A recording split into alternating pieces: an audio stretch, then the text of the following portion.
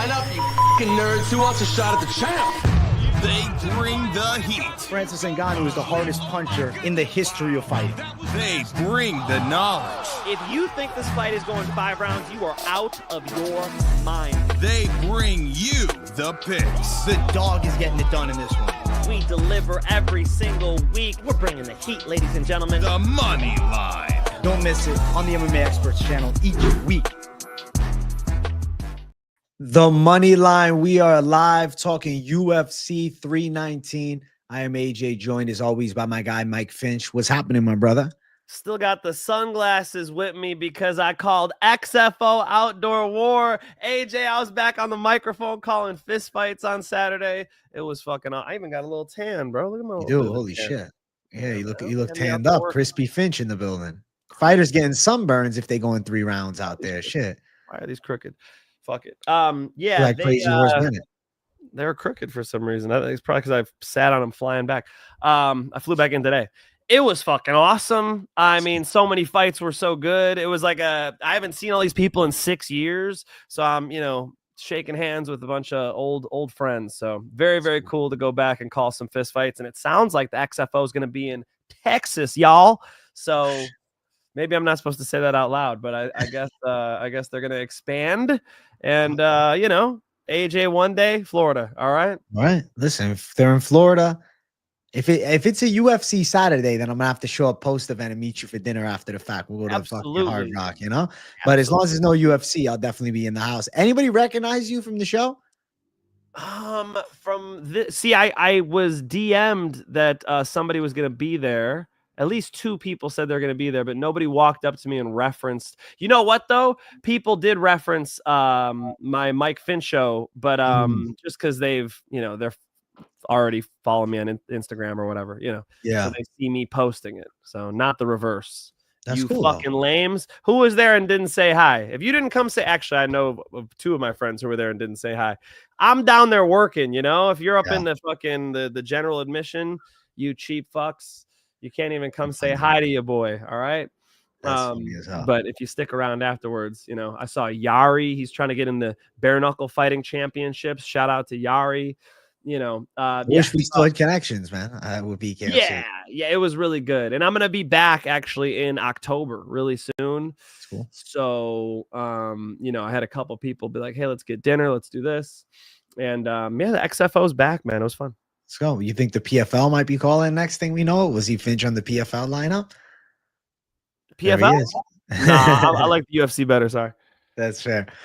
No, that's cool though, man. I'm glad you had a good time. How'd you feel? Did you feel smooth on the mic? You feel like you still got the thunder? I think this show helps me. Okay. I was gonna say, I feel like we go. Because I've been used to, so I was fucking around. I did the lean like a cholo dance. A dude was fighting with his arms up like this. I'm like, that's the lean like a cholo dance he's doing in there, so I felt like loose. Yeah, felt good. That's good. I'm glad to hear it, man. And the fights delivered, some good violence. Shit. Austin Klose, congratulations on winning the XFO welterweight title in a fucking bloodbath. He was doing those Bilal Muhammad slams where you get your hips underneath the dude, just pick him up, power squat, boom, drop him down.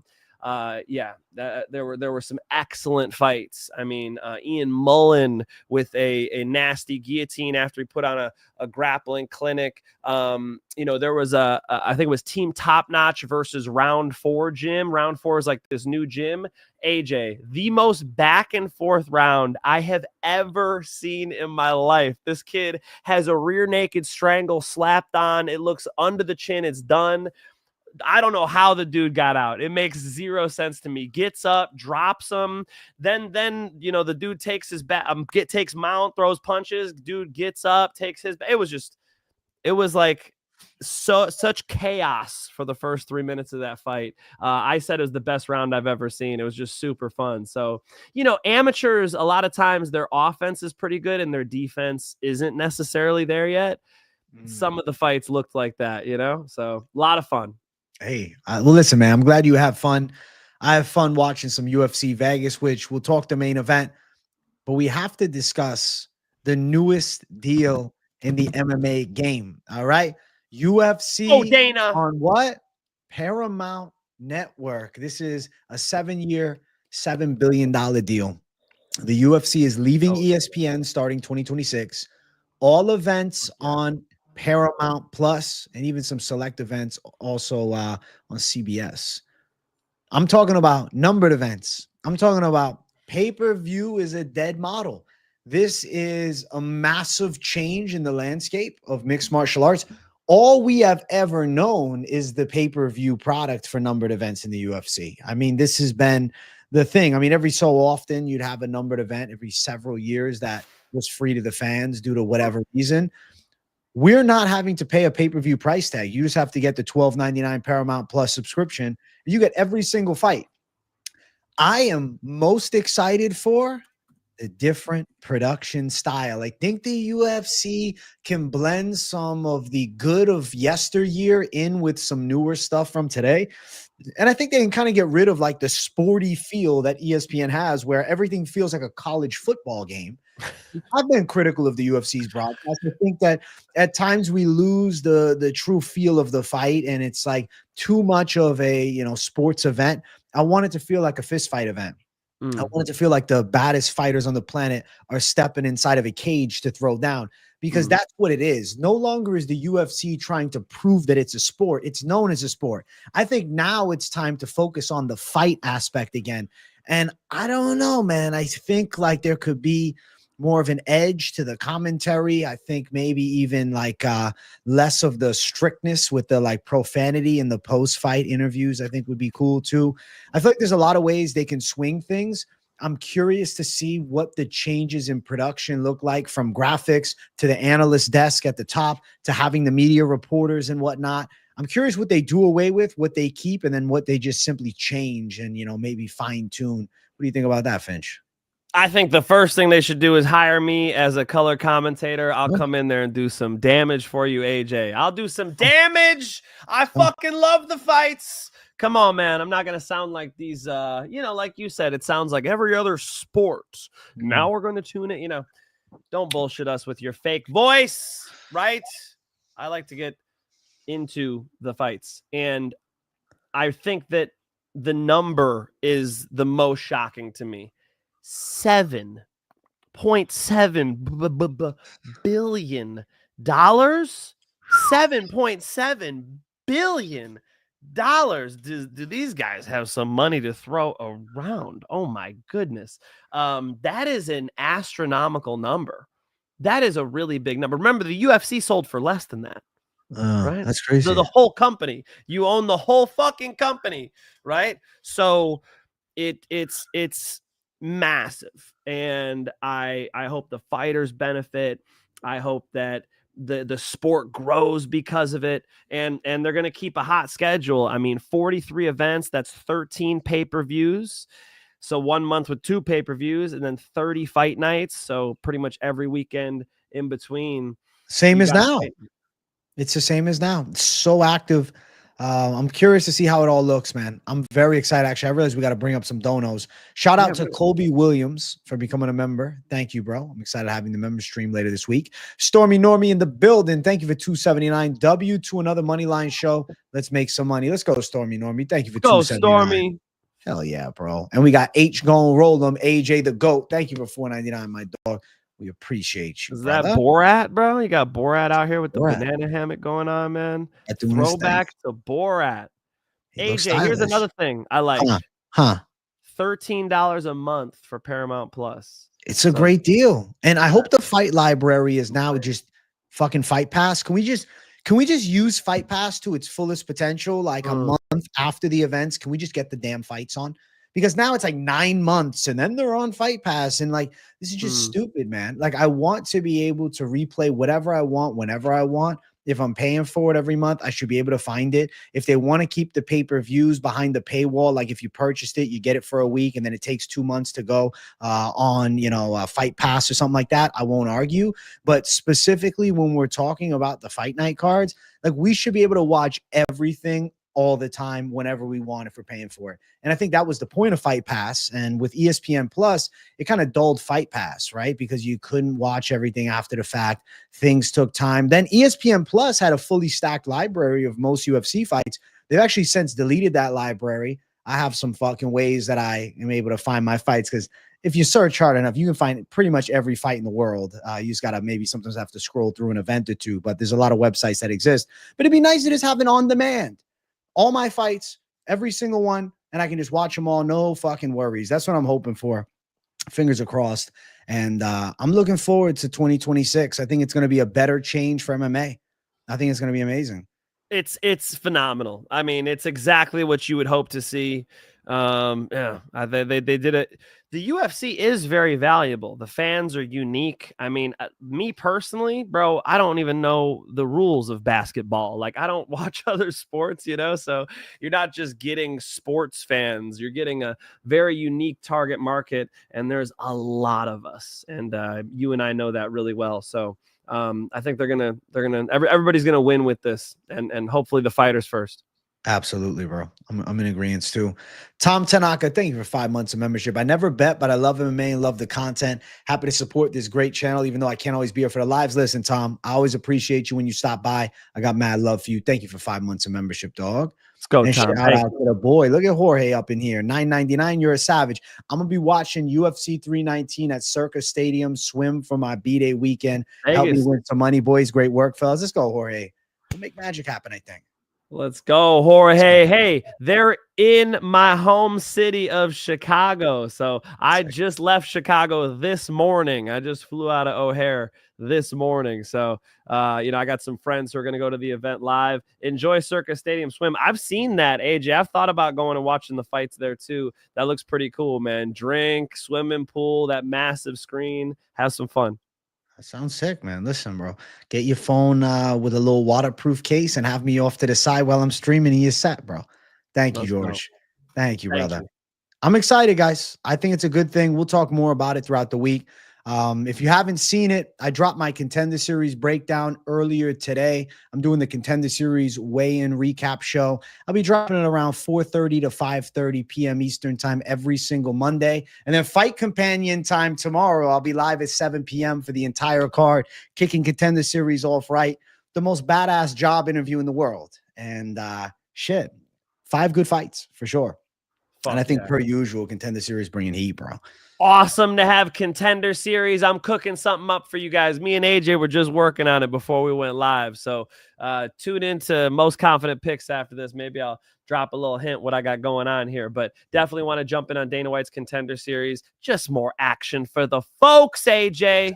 Yes, absolutely. More action is good. Right now, we're in the 10-week MMA Christmas. It feels like 10 weeks of Christmas, 10 weeks of MMA. I love it. This is the best time to be a fight fan, and it's the best time to tune into the channel because the content's going crazy. Now, I do want to quickly recap the main event with the Finch, and I want to talk pretty badass performance that Anthony Hernandez was able to put together. I mean, he bullied Roman Dolidze into a submission like it was his job. I called this the masterclass in manhandling, okay? That was a big brother beatdown. Hernandez is right now, I think, the dark horse of this middleweight division. Nasty wrestling. I mean, who throws Dolidze around? Dolidze has had better grappling than everybody he's fought in the UFC. And Hernandez made it look easy with takedowns, forced Dolidze to pull guard at one point. That's when you knew it was falling apart, and dogged him on the feet too. I feel like Hernandez, Renier de Ridder is a sick fight. I hope that we see something like that. I definitely think Hernandez right now is a scary fight for somebody like an Israel Adesanya. He's on the rise. And I think 2025 and maybe one more or early 2026, big things coming for Anthony. You could pull up the Trading Champ right now. We'll do it right now because then I'll give my breakdown. All right, because he's shout out to the Trading Champ with $300. Let's talk about Fluffy. He became a favorite for me. Champ Talk. Wow, look at the generosity. Holy shit, man! Thank you, Trading Champ. I just bought this shirt. I thought, hey, Trading Champ bought it for me, so thank you for the new threads, bro. I appreciate that, man. Feels great, dude. Thank you, Trading Champ. Let's talk about Fluffy. He became a favorite for me now, Champ Talk. Let's talk about Fluffy. He is smaller by a long shot than Roman Dolidze. Did you see when Roman Dolidze had those double underhooks on him in the first round? You couldn't even see Fluffy on that cage. You see Roman Dolidze's fucking back, holding them there, kneeing him in the legs. But his striking is so much quicker, so much more relaxed. He just started smacking Roman up. And when the takedown started coming, he just kept them accumulating. That forward pressure, boom, he hit a takedown. Forward pressure, boom, he did a takedown. Roman Dolidze rolling for the legs was nice. And you saw Fluffy just pull out. He'll just take the exit door. He's not going to play around in there, because as soon as somebody crosses your foot over to the far side and they've got that inside heel hook, it could be trouble quickly. He was very intelligent the way he would get out. And if you heard in the corner, his corner was giving him the perfect advice. Keep your foot on the outside. Stay outside from in between the legs, right? In between like the armpit and the hip is really where he wanted to stay. And he did that. Notice how he pulls the hips back. Very technically sound performance. And he showed his grit. He was having fun in there, AJ. He was talking shit. He was getting wild. He thought he finished the fight via TKO. He was getting so gassed up.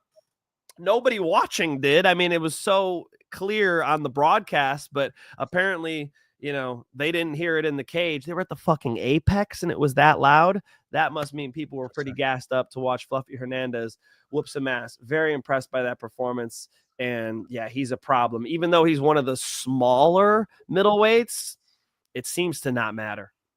What do you think about him versus a Reinier de Ridder? Because de Ridder obviously a large middleweight with nasty grappling. I feel like Hernandez the better wrestler and striker, though, between the two of them. Such a good fight, bro. Yeah. Wow. That's such a good fight. Damn. Reinier de Ridder and Fluffy. That I want to see it. I want to see it. I think he's in the running for a title shot next year. Probably needs one more. He's on an 8-fight win streak. Go, go, go. Throw Hamzat in the mix too. Like I want to see what happens with Hamzat and Fluffy. I know. Fluffy's got cardio. Yeah. Fluffy's got fucking cardio. Did you hear that he picked Hernandez picked Drickus du Plessis? Really? No, I didn't hear that. Yeah, he thinks Drickus du Plessis is going to upset Hamzat. Funny that it's upset Hamzat, but he is a 2-1 dog. And plus 180. And you know, he's not the only fighter picking Drickus du Plessis. You know, it seems like you know, that's a popular, and of course he's the fucking champ. I mean, he's got crazy cardio and they're going for 25 minutes. So you could see the pathway. But for Fluffy to pick against Hamzat, that's interesting because I don't imagine him taking down Hamzat like that. So the matchup's real cool too. So yeah, Fluffy versus one of the grapplers. Of course I want to see it. Thank you, Trading Champ, for 300. Jared Nunes, thank you for 1999. Fellas, what's up? Always enjoying watching you guys on Monday nights. Best in the biz. Keep up the great work. Excited for this weekend. I'm fucking shaking for this weekend. I'm so hyped. Thank you, brother. I appreciate the 1999. 20 is great. Thank you, Jared. Really appreciate it, man. Thank you so much. We're gassed up, of course. Hamzat versus Drickus, say no more. And by the way, the card's good, bottom to top. It's fucking stacked. This is the best card of the year. I mean, so Pico versus Murphy's the co-main? I get what you're saying, though, with 317, Pantoja versus Car France, but I'm thinking from bottom to top, from prelims on up, I like it a little more. Yeah, I mean, you got. I get what you're saying with the main cards. Prelims. I mean, we're about to go through it. Jared Cannonier versus MVP. Meerschaert and Oleksiejczuk's a sleeper fight. Yeah, a lot of these are cool. Ruziboev and Bryan battle. Come on, it's a great card. It's a great card. Wise, thank you for $4.99. Whoever's holding the belt right now is just a placekeeper for Fluffy. Gee, it's a scary fight, man, because Hamzat's style, how does it match up? Du Plessis' durability, but Hernandez's durability too. I love the Du Plessis Hernandez fight because I think that could just be insane. The Hamzat one, it's hard to make a read right now. We'll see after Saturday what I'm thinking. I don't want to give anything, you know, to people kind of know my pick, but I don't want to give too much away. We'll talk about everything with the Finch a little later, you know? All these are good because Drickus du Plessis has that cardio just like Fluffy does. Right. So when Fluffy's, you know, spamming the grappling, cool, Drickus is ready to rock. Fluffy wants to move forward and throw hands. You know, Drickus is going to love that shit. Yeah, these fights are fucking awesome. Your confidence is higher in Fluffy than me still, but I got to respect what I saw on Saturday. So you look good. Let's go. Thank you, Wise, for $4.99. And Trader Mike, thank you for $1.99. What's up, boys? Glad I caught the show before bed. Perfect time. You know, you're getting ready to take a little sleep for the night. you lay down, you get comfortable, you listen to the boys chop it up. We go for like show. 2 hours, bro. So if you got to wake up for work, like, you know what I mean? The replay's there for you, gang. Yeah. Shout out to the boy. Thank you, Trader Mike. Listen, Finch, I got to make a quick touch on the co-main event. We saw Usyk, Osborne go to war. Osborne stung him big round number 1. Competitive round 2. Usyk does, I think, enough. And then round 3, we saw Usyk bring back the thunder and out grapple him and, nearly submit him too. I feel like when I looked at this fight, I definitely thought Usyk's grappling would be more effective earlier, but that third round looked how I envisioned the second round to look. I think Usyk was in his head, man. I think Usyk, they mentioned on the broadcast that he said with Moreno, he was still thinking about the Cara France knockout. And after he got cracked, like I think he was having doubts. And then I think something snapped it back. Fuck it, man. And he came together and he won. But testy with Osborne. Respect to Ode Osborne coming out and giving him a tough fight. And I also think being at 135, Osborne's strength showed itself as he stopped a lot of takedowns. And we got a big dono I got to read off. Jeff Cooper, thank you for $49.99. Super deep card. Can't wait for this one. Need some Dana White's Contender Series content from both of y'all. Let's go. Hey, Jeff Cooper, you're in luck. I got my full card predictions up for the Contender Series weigh-in recap show style. I dropped it earlier today. Check it out after the Moneyline show. And Finch, man, we'll get some from him soon. Yeah, I'm cooking. All right. You guys could catch the update. I was traveling, guys. I had to prep for this. I said Bellator. Jesus. I had to prep for this XFO card. So honestly, that's where my head's been at. Now my head's back on the UFC. So I'll probably just watch tomorrow, but Dana White's Contender Series is coming. We'll just say it. Of course, bro. And thank you, Jeff. $50 trading champ with the 300. This is love, guys. Thank you. Matachu, thank you for gifting a membership. I appreciate you, bro. And I like the SpongeBob throwing the chair profile pic. That's pretty sick. Daniel Dewey with 199. Just checked DraftKings. How the fuck Murphy a plus 160 dog? We'll talk about it. He's a big dog because Pico's got a ton of hype as one of the most highly touted fighters entering the UFC from the PFL tour, probably yet, to be honest with you. And I'm excited. We'll discuss all with the co-main event. We'll get to pick soon. Got another dono to read off. MMA Hawkeye with $4.99. Thank you, bro. Butt Clinch Finch says list of fights, but doesn't say my boy Prates. Also tell my coworker Josh Anderson to get fish. He has a 40-gallon tank too. Mo, no fish. I mean, listen, 2 bro. months. Having a fucking 2 months no fish, that tank, you can get some robotic fish. They don't smell as bad. I think that's a better idea. He's just got a bucket of water in his crib. Like, what the fuck is going on over there? It says list of fights, but doesn't say my boy Prates. Prates versus Geoff Neal's cool. I mean, yeah, fucking, you know I'm a Prates fan. Come on, son. You've been watching Mike Finch show. You know I love Prates. And Josh, go get a big ass goldfish or something. If you suck at taking care of fish, I'll tell you what, when I was a kid, 8 years old, I killed some fish on accident. I'm not the most, I'm a little forgetful, but the goldfish is going to survive. Okay. So get the goldfish. He'll handle that shit. Let's go. Thank you, MMA Hawkeye.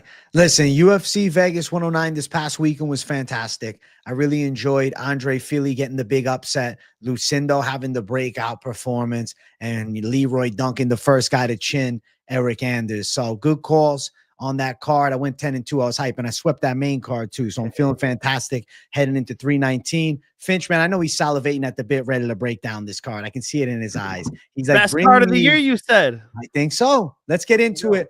First fight on UFC 319. We have the Ultimate Fighter flyweight finale. We're also going to be having the welterweight finale announced tomorrow after the episode. So you'll get a prediction from us later on in the week for that fight. But first fight on the card, Alibi Idiris versus Joseph Morales. I like this matchup a lot.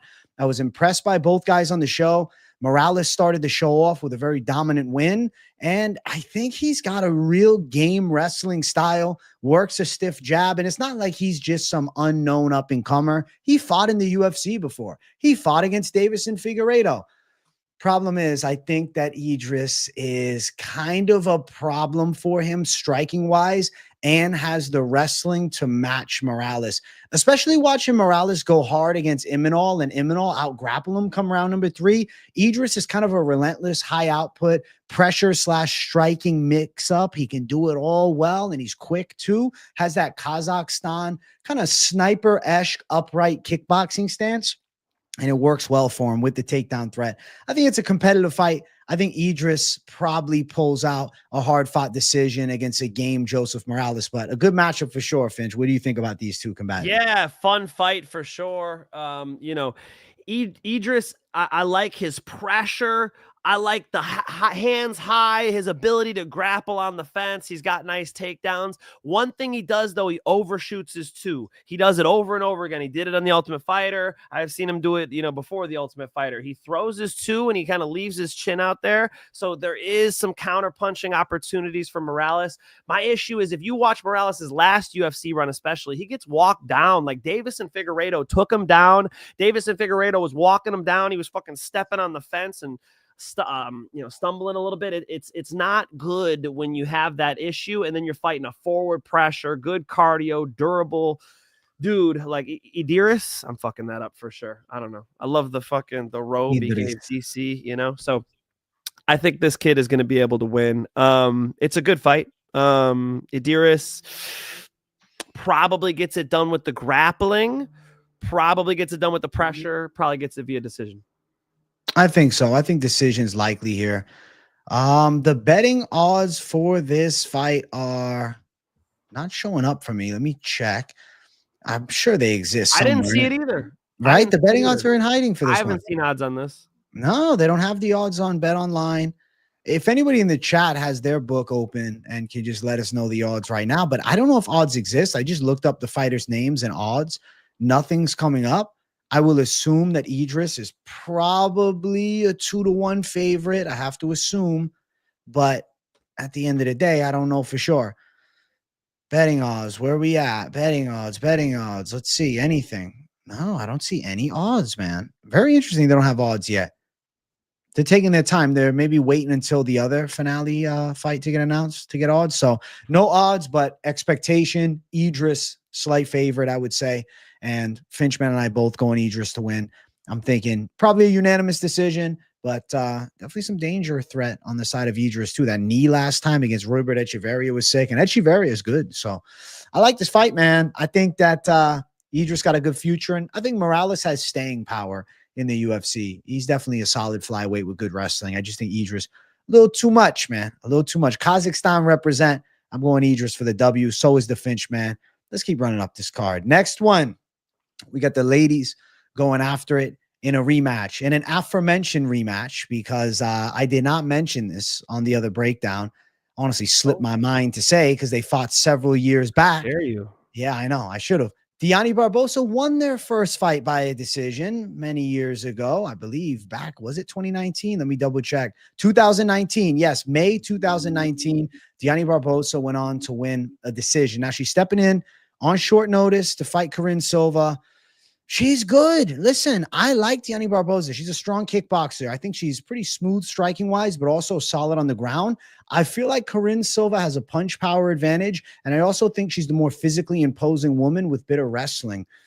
I'm going to lean towards Silva by a decision. Definitely not the walk in the park fight of the night, but seeing Barbosa get handled last time, or 2 fights ago rather, against Miranda Maverick, I think to myself, okay, I could see Silva timing some clinch trips, and I could see Silva on top. And in the striking, Silva cracks. I know people will look at the Arujau fight and take it as a net negative that she lost it, but she had big moments, and she busted Arujau up. She lost to a girl with a shitload of UFC experience. I'm going to say Karine Silva gets her revenge in this one. What do you think, Finch?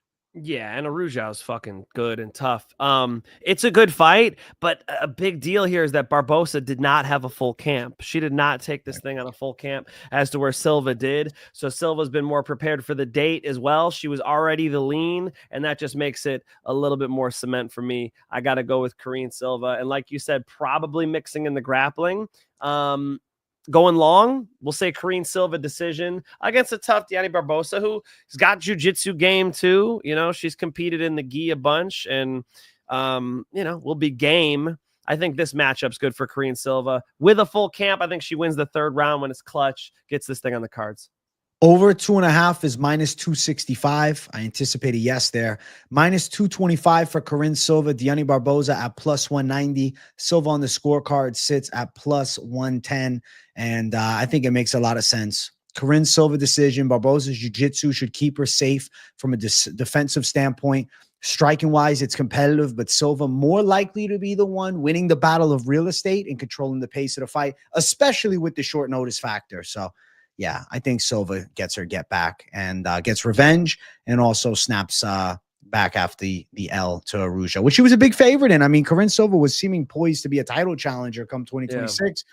Took a hard loss, but I don't think it's like, hey, let's jump ship now because she lost. It's no, buckle down. Now she's fighting a Barboza who, with a win over in the past, though, like that could give you a sense of overconfidence to take a short notice fight. I don't know if it was necessarily a great idea for her to take a Silva on short notice when she had already beaten her. I personally would lean towards not advising her to do such a thing. So I think Karine Silva shows her a different level this time. Yeah, I think so. I mean, as you said, the Miranda Maverick fight showed us a couple holes in the game. Diana Belbita, arm triangles, nice. She's got nice jiu-jitsu. I mean, she's not out of sorts on the ground. So I think it's going to be very difficult for Karine Silva to finish her. That over does make a lot of sense. As with most ladies' fights, it does. Unless you're in the XFO, I think almost every fight finished, you know. But at the higher level, you know, a lot of times they're going over. I think Karine Silva decision makes sense. Let's go. Silva decision, the pick for us both. Let's run it to the next one. We have Nursultan Ruziboev versus Bryan Battle at 185 pounds. These two go after it here, and it's a good matchup. Mike Finch, I'm going to let you take the mic first and break this thing down. Holy shit, man. I mean, I'm a fan of both of these guys, you know? I'm a fan for sure.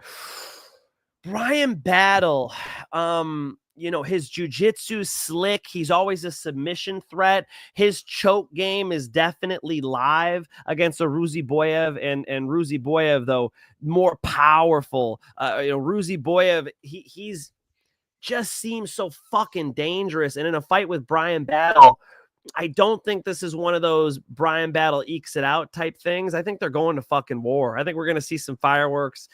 It could easily be a fight of the night type fight. I like the wrestling and the danger with the striking of Ruziboev better. I like the jiu-jitsu, and, you know, Bryan Battle can present a calmness where he can kind of weather a storm. I feel like Ruziboev is going to put him in, you know, a hell of a fucking storm, though, and I don't see Bryan Battle being able to finish him. Like the one way is like a Bryan Battle guillotine. Like Ruziboev's getting too froggy, decides to hit that single leg just because it's too natural for him, gets wrapped up, ninja choke or some shit. I'm going to trust the power of Ruziboev, and I'm going to trust the wrestling. Him being able to decide where the fight takes place is huge. I think that's a big problem for Bryan Battle here. I think Ruziboev's too fucking talented, too explosive. Does he finish him? I mean, that's the hardest thing for me. Ruziboev getting it done somehow. Fuck. Yeah, Ruziboev finding a KO, but if it's a decision, I'm not surprised. I'm going Ruziboev as well. I think that at the middleweight class, very, very much a better look for him. I don't know how the fuck he made 170. Bryan Battle's best wins at 170 are not at 170. His quick knockout of Gabe Green and his win over Randy Brown. Missed weight for both, and especially the most recent fight against Brown. He was up to 175. He was a middleweight fighting against a welterweight, and he used that weight advantage to kind of smother him against the cage, but he was still losing a lot of the striking exchanges. And some folks felt it could have went the other way towards the side of Brown. I felt like Battle just barely got it, but at the end of it all, having that weight advantage was a key difference maker. Nursultan Ruziboev, 6'5". I don't see him getting bodied in the clinch at middleweight by Bryan Battle. And another aspect of Battle is I think his takedown threat maybe being a bit overrated in this spot. He got destroyed in wrestling by Rinat Fakhretdinov. Like, his wrestling is okay, but like, watch him shoot. Sometimes he's just like dropping and running at you, kind of like a jiu-jitsu style double leg, like Claudio Plessis was doing. It's not like he has this incredibly sound wrestling and trip game. He more has the smother effect. Ruziboev is going to be punching him in the face with big shots. Ruziboev from distance is going to have better striking. I think Ruziboev has bigger power on his shots. And to be fair, Ruziboev only submitted one time as a professional with 20 wins by submission. He's got a capable ground game. So I favor him in striking from range. And I would say in the mid and close range, Ruziboev will be dangerous. Bryan Battle's one advantage in this fight is clinch control, but I don't see him controlling a 6'5" Ruziboev for 3 rounds in the clinch and it looking like the Randy Brown fight. I think Ruziboev does some damage. I think he has striking success. I think there's back and forth moments, and maybe at some point Battle may land a trip or a takedown. But I see Ruziboev as okay on the mat, finding ways back up to the feet or just staying safe on the ground. Potentially losing a round is not out of the realm of possibility. Bryan Battle, I think he eats a good punch, but he also kind of sits in there with a bit of like, I don't know, the pigeon foot stance at times. And I think the chin comes up. And if Ruziboev catches him with a clean one, I mean, he can knock out anybody. The way he knocked out Bruno Ferreira was fucking sensational. I think Ruziboev does more damage throughout the 3 rounds, lands bigger shots. I'm leaning towards Ruziboev on the cards in a competitive one, but there's a possibility Ruziboev KOs Battle. I don't think Battle's biggest advantage that he had at welterweight is effective here. He has the physicality edge. He's the bigger guy, and he's missing weight for those wins. And I like Bryan Battle. I've been a fan of him. I've been hyping him up for a long time, but here I can't. I think Ruziboev's slicker. I think Ruziboev is going to have the strength to match him, and I think just naturally being the bigger man, Ruziboev should take this one home, and I'm surprised that Ruziboev is a plus 150 dog. We're on the dog, bro. We're both on the dog. A dog that I think is a bit too wide. Yeah. I feel like it should be plus 115 at best. I can see a slight Bryan Battle favorite status, but Ruziboev at plus 115, like, I don't know, man. I think they're overrating this loss to Buckley where he was essentially emaciated, cut down to 170 and got wrestled up by Buckley, but he should have never weighed 170. He should never cut to 170. He has a fucking shredded 6-pack at 185. There's nothing to lose to go down to 170 except muscle and water. I think that cost him big. I think in this matchup here, he's going to be able to tune up Bryan Battle. And I'm with you, bro. I like the underdog. And we got an EV underdog. Come on, bro. Ruziboev's the one. I like it. I'm glad I like that too. And we got an EV who's got some fucking power, man. He's got some ability to finish the fight. Like Bryan Battle's a good kicker. You know, Bryan Battle should try to set up a head kick here. That would make sense. You know, think submission, high kick, put pressure on Ruziboev. But yeah, I feel like Ruziboev not outsized here. He'll be the stronger of the two. That's going to help a lot. And Ruziboev on a bit of a roll as well, you know. Bryan Battle coming off of that split decision with Brown. He looked good against Kevin Juicy Smoulier, but you're talking about a whole different type of athlete here in Ruziboev. I think he gets it done being a fucking beast, being explosive, hurting Bryan Battle. Plus 150 underdog status I like here. I don't think you need to chase props. I mean, the show's name is Moneyline, for fuck's sake. So Moneyline's probably the best side. Ruziboev decision plus 325. KO sits at plus 375. Bryan Battle as a professional never was knocked out, but he was KO'd once in his amateur debut many, many years ago in a heavyweight fight. Ruziboev maybe could stun him and put him away. He's got the power to do so, but I do favor a hard 3-round fight. I respect Battle's durability, and I think he's game. I just think Ruziboev is better. He's the better fighter. And I think we got a good underdog here, Mike Finch. I like the plus 150. What? Like, I'm surprised. Me too, brother. Me too. I know. Yeah, it's a surprising line. You said plus 115. I mean, I don't know. I guess Bryan Battle has a longer win streak going. Maybe that's what they're seeing. But I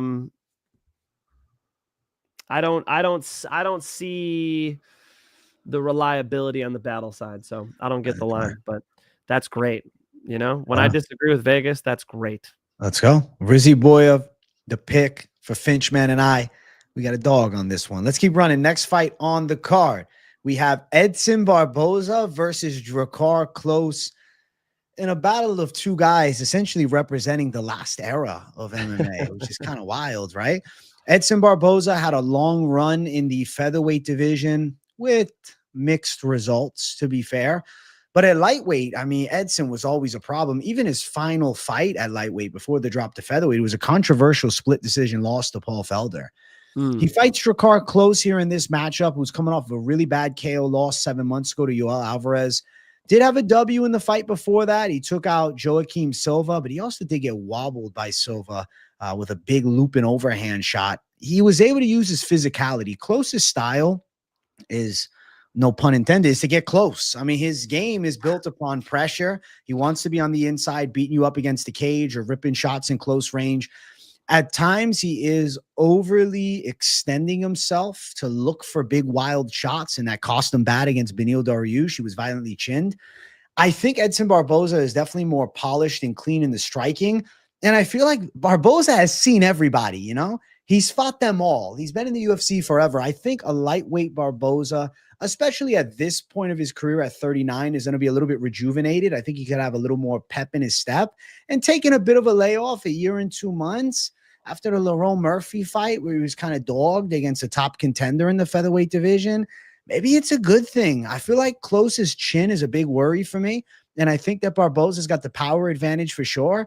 And I just think we're due for a vintage Barboza KO on a pay-per-view card. All right, so I'm going Barboza knockout win at UFC 319. That's going to be my call, Finch. What do you think? Edson Barboza, the vet, the legend, but he's 39. I mean, you know, it gives me pause for sure. Drakkar Klose was on a nice little run before that Joel Alvarez smoking he took. I mean, he got fucked up with that knee by Joel Alvarez. But listen to this: Brandon Jenkins, Rafa Garcia, who's got power, who's decent, Joe Selecki, Joaquim Silva. I mean, he was on a nice little 4-fight run before losing to Joel Alvarez, and then took time off. You know, he's taken all of 2025 off after getting slept in December there, and he's 3 years younger, 2.5 years younger than Edson. Edson's UFC career is so storied. I mean, you don't even have to have me list the fucking names that Edson's beat, and more recently, like a Sadiq Youssef, and he had some good wins before losing to Lerone Murphy, who's also on this card, and we'll talk about in a minute. Yeah, when I look into the Palantir, it's very hard to see. You know what a Palantir is?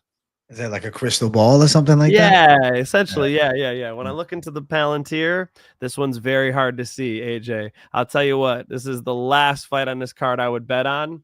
I'll go Edson Barboza. I think Edson Barboza, with his kicking game, just has seen so many different striking styles in the UFC. Is Drakkar Klose's pressure going to be enough?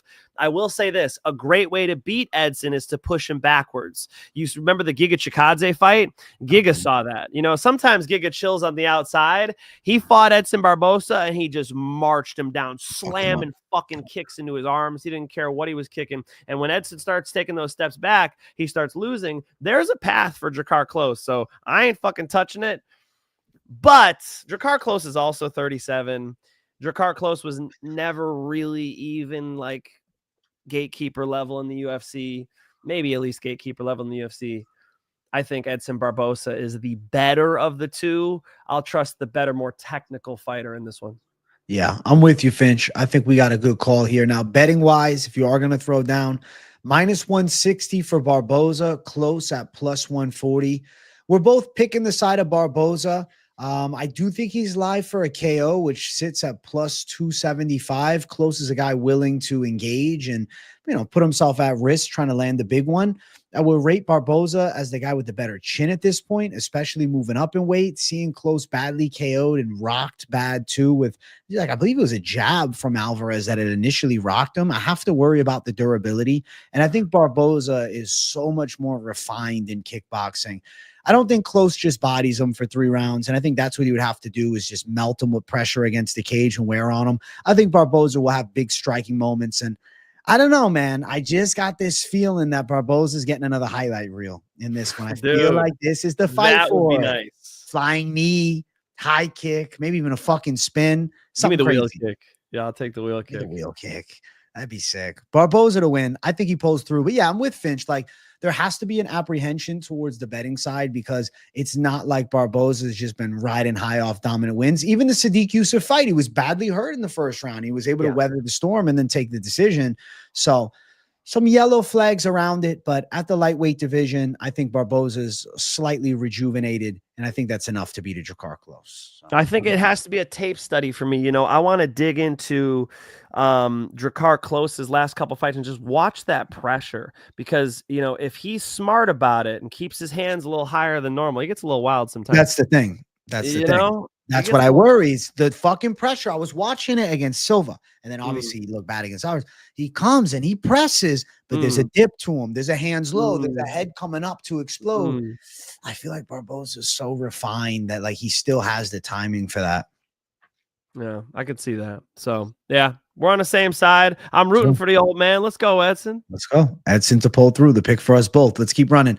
Next fight on the card, we have Alexander Hernandez versus Chase Hooper. Finch, I'm going to let you hold this one down and break it. Don't you say Alex Hernandez. You are not going to pick Alex Hernandez after I pick Chase motherfucking Hooper. Chase Hooper's good now, guys. Get used to it, all right? I know this ain't, Clay Guida he's fighting here. I love Clay Guida, by the way. Shout out to him. XFO Hall of Famer. Got his start in the XFO. Fought for fucking 19 years after I saw him fight in the XFO. So pretty amazing career. 19 years ago, bro. I was a child, bro. Still a kid. I think that Chase Hooper is good enough at striking to have an edge, and then you guys already know about the jiu-jitsu, and if you don't, you about to find the fuck out. I got Chase Hooper getting this thing done at range, and if Hernandez wants a clinch, I think he's getting thrown on his head and armbarred. Give me Chase Hooper submission. Yeah, I think submission. I see Pico MMA in the chat. He says Hooper round 2 sub rear naked choke. I think the same thing. I feel like Hernandez is going to end up getting tested on the mat. I don't think he has the power to do immense damage to Chase Hooper. I know the flaw on Hooper earlier was his strike defense, but the hole has definitely been shored up. And I don't think he's ever going to be a world-class kickboxer, but I consider him now a capable striker at the least. I mean, he's shit. He dropped Slava claws. That demands some fucking respect. And I think on the ground, he's just so sophisticated with his jiu-jitsu game. He's got the long limbs. He's going to be a lot better at submission threats throughout the fight. And I just don't think Hernandez has the power to put him away. I mean, even if you look at Hernandez's last couple, it was close against Kurt Halabaugh. It was a clean win against Hubbard. It was a split decision, but it was competitive. Those wins are, against okay opposition, whereas Hooper's surging right now. 5-fight win streak, showing levels on the ground. And let's keep it real, man. Chase Hooper's UFC losses were down at the featherweight division. Since he has filled out his frame a bit and moved up to lightweight, he's turned into a different animal with a more dominant grappling style. I think he's going to be able to take Hernandez down and sub him up. And I don't think he's a dead man in striking either. I think this is one-way traffic, and I think it's Hooper strangling him up. Nah, I wasn't picking Hernandez, Mike Finch. I got Hooper to win. I'm like, what's he got me going first for here? Chase Hooper is becoming a man before our very eyes. You guys got to remember, I guess you could tell by looking at that baby face. He's 25 years old. He's somebody who can have massive jumps in his game. And AJ hit the nail on the head. When he moved up, when you saw him find the weight room, he located the weight room. You just saw everything change for him. He wasn't like Gumby out there, he was actually able to kind of get some respect when he put something on you, when he hit you, when he grabbed the hold of you. And then the technique really came through. You just saw his striking open up, and you just saw his grappling be able to be imposed instead of reactionary. You don't want to, sorry, Crone Gracie, you don't want to have, grappling in MMA like Crone Gracie showed, where it's like, come to me, get into my guard, you'll see my jiu-jitsu game. No, you got to go put it on them. Chase Hooper's getting good at doing that. I think he does it on Saturday with a sub. Odds for the fight, he's a minus 335 favorite. Alexander Hernandez sitting at plus 275 as an underdog. Hooper to win the fight via submission sits at plus 200. Now, note that Alexander Hernandez was submitted just once as a professional fighter. He was submitted in 2022 by Renato Moicano. But since then, he's lost to guys like Billy Q, Bill Algeo, and Damon Jackson. And to be fair, those losses were also at 145, where he never looked as good. But I still think Hooper is live to sub. Not the Moicano fight. I believe that was 55. I'll double check it. Yes, that was 55. I think we're going to see a Hooper sub. Chase Hooper did lose in a grappling match back in 2021 to Renato Moicano by decision. But that was a long time ago. That was the boy Chase Hooper. And he still went distance. I think Chase now shows levels on the mat. And I'm with you, bro. I think sub's a good call. I'm surprised it's 2-1 odds for the sub, seeing how big of a favorite he is. Well, he's minus 335. That makes sense. But you're saying the subs plus money? Plus 200. You know what I'm going to say, don't you? Money line it. The parlay, it really is what it is. Yeah, this would be parlay. That's true. Yeah. That's true. Yeah, I got to be confident in Chase here. Am I confident he gets the sub against Alex Hernandez? You know, you are playing with fire there. Definitely out grapples him. Yeah, out grapple him, put him through trouble, make Hernandez have to defend the guillotine, roll to his back. Chase Cooper's on top. He's a fucking finisher, though, bro. I got to stick with it, man. So fuck it. That is the call. It is submission, and if it's plus 200, if you're feeling like getting a little froggy, I don't think you're crazy to leap. Let's go. There we go. Finchman and I both going Hooper for the W over Alexander Hernandez. Let's keep running. We got the ladies up next. We got Jessica Andrade versus Lupi Godinez. So with this one, I'm picking the side of Lupi Godinez. Andrade is, I see Finch smirking at me. Andrade is a power hitter, and she has explosive barrages of just incredible, wild, blitzing shots.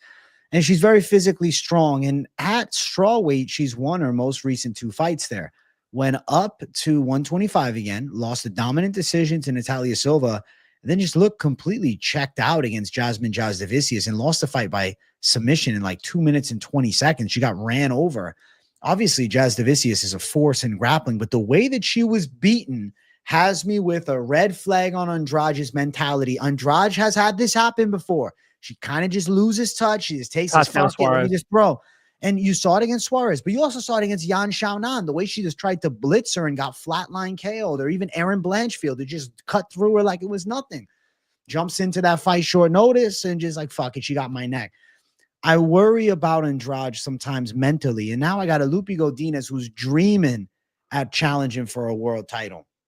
Coming off a win over Julia Palastri that many will only remember the 3rd and final round. Now, Lupi Godinez had to take a shit in that 3rd and final round. You can imagine having to fucking take a shit after winning the first 2 rounds. You can't dig as deep without shitting your pants. She didn't want to shit herself on national television. She didn't want to shit herself in a UFC card. I think that's why the 3rd round she was less effective. But in the first 2 rounds, Godinez looked sensational. Her grappling takedown ability on point, her control from top on point, her boxing chops developing and getting better. She has a solid jab. She has good straight shots. She has good rhythm and flow. Against Andrade, it's close. I think it's a back and forth fight. I think Godinez has a little more oomph to it. I think she gets a competitive decision win. I'm not saying it's a walk in the park, but I also have to bring into the truth, when is it over with Andrade? Because she lost 3 in a row, and then she was able to turn up, and she was able to get the 2 Ws. The Marina Rodriguez fight was a nail-biting split decision. Before that, she beat Mackenzie Dern by a stoppage where she showed her power. I don't think she's knocking out the Mexican in Lupi Godinez. I think Godinez and her are set for a hard 3-round back and forth. And I feel like Godinez is going to do just enough to nab that fucking decision win. In a close one, I'm saying new generation takes it against the old guard. I'm going Godinez in a close battle. If we're doing MMA math, remember Jessica Andrade beat Mackenzie Dern. Lupi Godinez lost to Mackenzie Dern. With that being said, I got Lupi Godinez. I believe that Lupi Godinez is entering something of a prime for herself. I think she's making some strides. And yeah, Jessica Andrade, how are you going to bet on somebody who has mental lapses? I think that's a major red flag. You referenced the last fight, but also Tatiana Suarez fight, right? You just kind of saw her not really give it all. You know, I saw her kind of check out, and that's not what we want to see. We want to see reliability. I think Lupi Godinez has more grit, more ability to overcome adversity. And I don't see where she's really outmatched here. I guess you could say in a pure boxing match, Jessica Andrade, could have a slight edge, but that's about it. I think everything else, the kicking department, the wrestling department, the cardio department, the heart department, any department store you want to go to, I'm going with Lupi Godinez. Give me the Mexican via decision. Wise, thank you for $1.99. Andrade is eating tacos watching this show. Listen, if she wants to make weight, she definitely shouldn't. But if she is, shout out to her. Thank you for $1.99, Wise. Godinez is the favorite. So the books agree. She's minus 141. Andrade at plus 121. Over 2.5, minus 325. mean, yeah, I definitely lean towards that overhitting, but like in the back of my mind, I always have worries about Andrade checking out. She's been submitted 5 times, knocked out 5 times, and lost 4 decisions. So she has lost in a variety of ways in the past. And a lot of times it comes down to like, how much is Andrade really willing to put it on the line? She'll blitz, she'll go hard, but fuck this. I can't trust the mentality. And I think Godinez has the championship mentality. She's chasing gold. I get it. She lost to Mackenzie Dern. She lost to Verna Jandaroba. Fair losses. But dug deep against Pilastri and looked very dominant in the first 2 rounds. Also has a competitive decision win over Tabitha Ritchie, who's coming off a red-hot stoppage of Amanda Hebas. I got to favor Godinez to find a way. When there's a will, there's a way. I'm going the Godinez side with you, Mike Finch. And there's a real fucking will, you know? That is so important, guys. You know, in a 15-minute fight, when the going gets tough, who's digging down, who's going to fight for your money? I think it's Lupi, man. Yeah, I'm confident in her. Let's go. Finchman and I both picking Lupi to win it. If you want to bet this one, slight towards Lupi at -141. Should be able to dig a little deeper and has more upside. And I think if you told me one of them is going to have a 3-fight win streak put together, more likely it's Lupi pushing to that 3 in a row than Andrade now turning 3 up, man. I really don't know how many fights Andrade has left. Though she is not old in years, she's 33. She's 17-12 in the UFC. She's been in the promotion all the way back since 2013 when she lost a bantamweight fight to Liz Carmouche. So over a decade in the UFC, I think Godinez is going to be able to win it, man. Andrade has been the champion. There's definitely an element to that, you know, having reached the pinnacle, and then Andrade will climb a little and then check out and take L's. I got to go with the girl dreaming of becoming something here. And thank you, Trev Bot, for $199. The legend of Poopy Godinez. That's crazy work, Trev Bot. That's crazy work. Hey, any of you who have not competed before you compete, you get nervous. It's very common for people to have to hit that bathroom before they go out there and compete. Just so you know, it's normal. And what about in that 3rd round when that shit's brewing? You know, it throws the performance off a little bit. Yeah, it's never. I've probably had. Fuck, bro. I've probably had 100 grappling matches in my life, like between like wrestling and jiu-jitsu.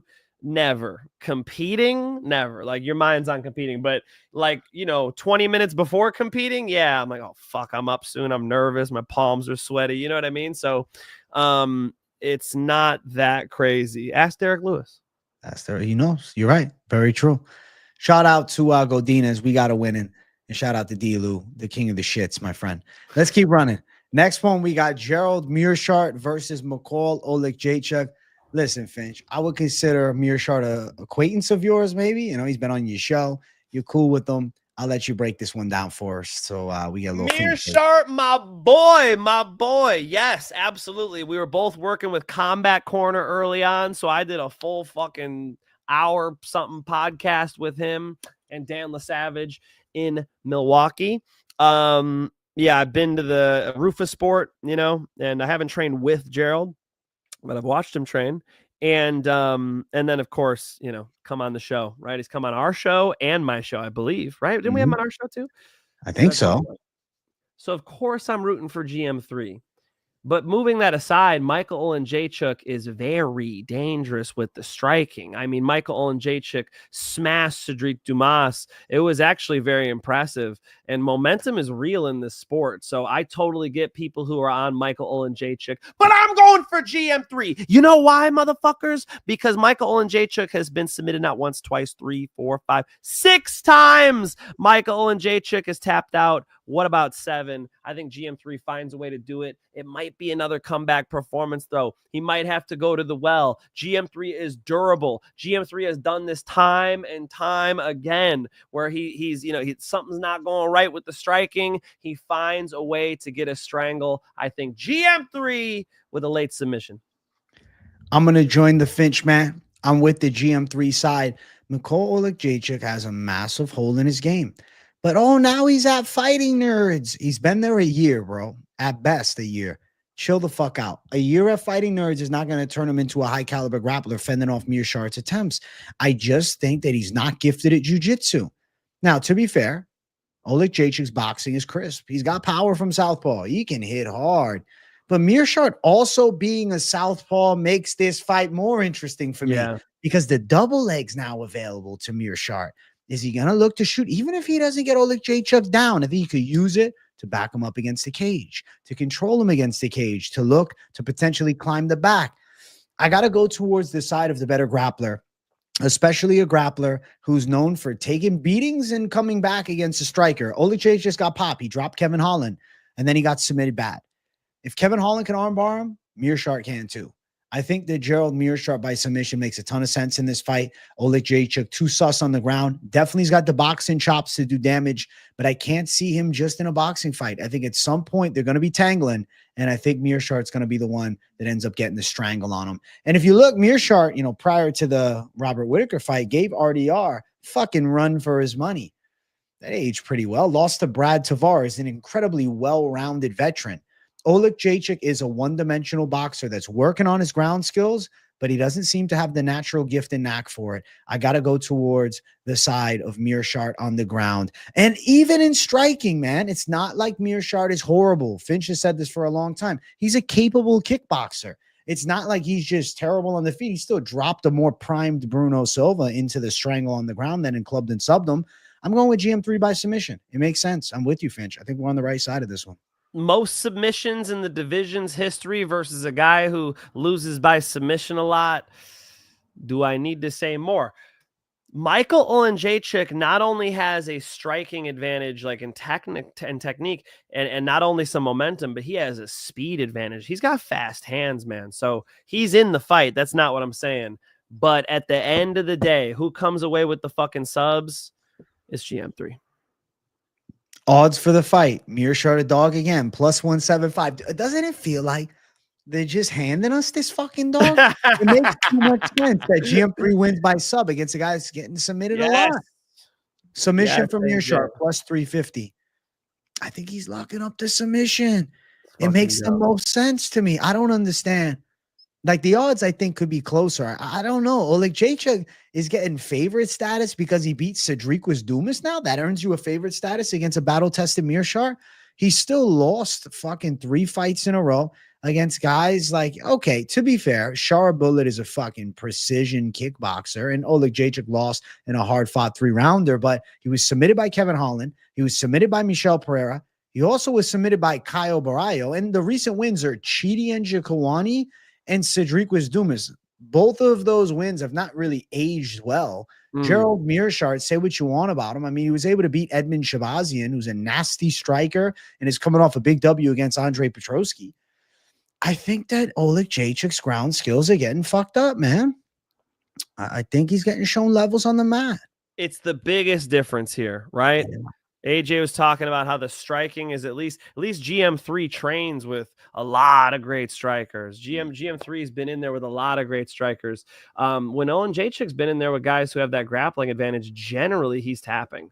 So I think GM3 is going to head and arm choke, rear naked, something where he gets a dominant position first. Let's go. Meerschaert to win by submission. Underdog pick for the both of us. We're riding with the side of GM3. I knew we were, Finch. I could have bet on that. Come on now. Let's keep running. Let's get to our featured prelim of the night. We have Bobby Green versus Diego Ferreira. This was a wild one for me to pick because I'm like thinking about, okay, Green's boxing chops. What if he's slick from the outside, stays moving, and he looks, as good as he did against Fiziev, losing a close fight? But then I'm like, man, that Green chin might be more than gone. Hoofy spinning heel kick knockout. Paddy Pimblett strangled him out. He took immense damage against Jalen Turner after getting KO'd.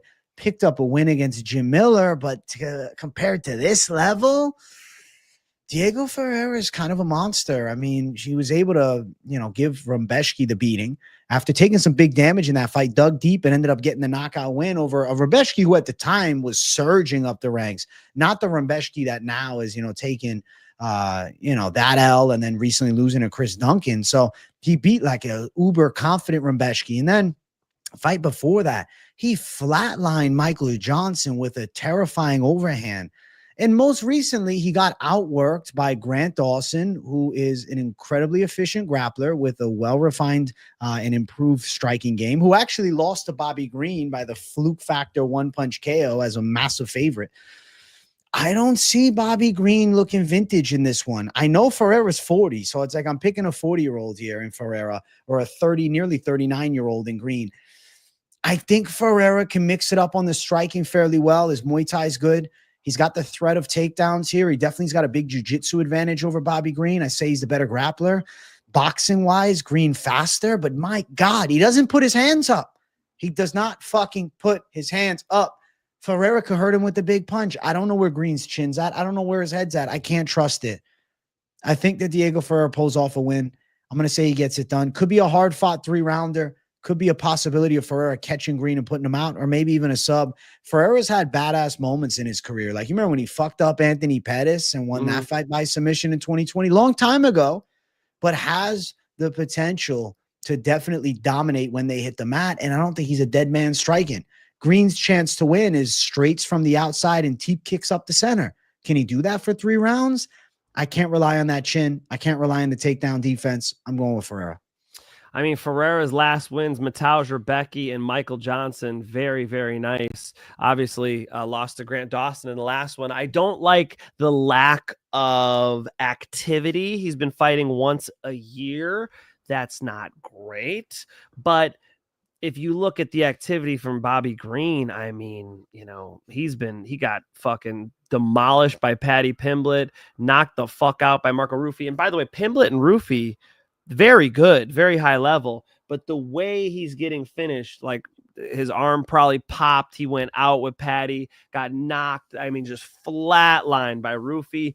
You can't have confidence in his chin coming in here with the Diego Ferreira, who's like AJ said, can get it done anywhere. He's a very capable MMA fighter, solid with the jiu-jitsu, good pressure, good hands. He could kickbox, he could wrestle. There's nowhere he's out of sorts. So with so many ways to get it done against Green, I feel like you have to lean Diego Ferreira here, despite him being 40 years old, despite him not having the highest activity. I'm gonna give a lean towards Ferreira getting it done against a Green who seems to be, you know, past it. And he's going to have to prove on Saturday whether or not that is true.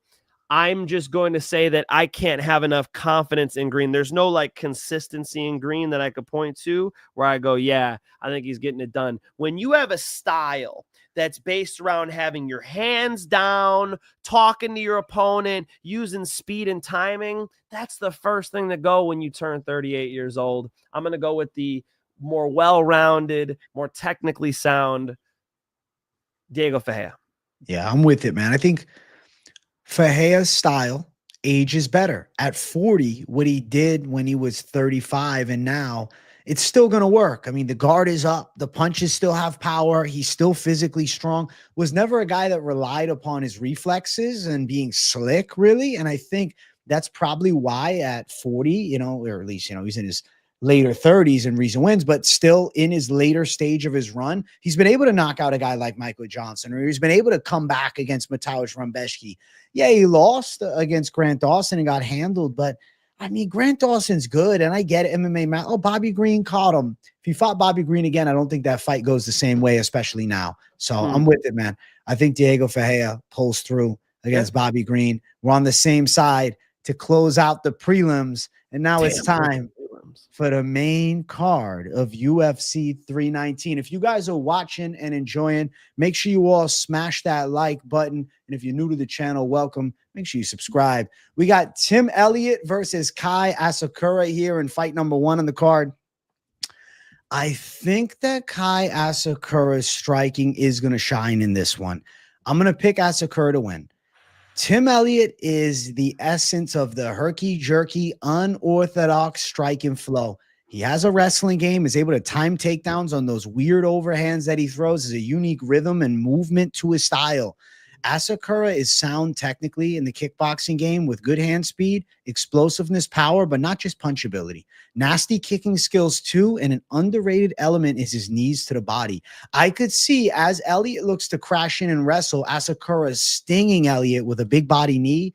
I could see him hurting him to the body. I could see him TKOing him with that knee to the body. I think that's a big element of this fight is in close range. Asakura has a nasty weapon, which is that body knee. From the distance, I see him with a clear-cut striking edge. In the wrestling department, Elliott is going to be better. But does he go out there and just out-wrestle Asakura, take him down, and dominate the fight? I get it. Pantoja was able to handle. But I think Pantoja is different. And Elliott's been out for 1 year and 7 months. I'm going to say that Kai Asakura puts him away in this one, gets the knockout, and gets his first UFC win. Elliott has the skill that Kai struggled against. So there's a lot of question marks around Kai Asakura's wrestling. He's very good in Dream in a ring, you know, it really actually suits his style well. I mean, AJ, you put this fight in a ring, I'll take that 3-1 Kai Asakura line.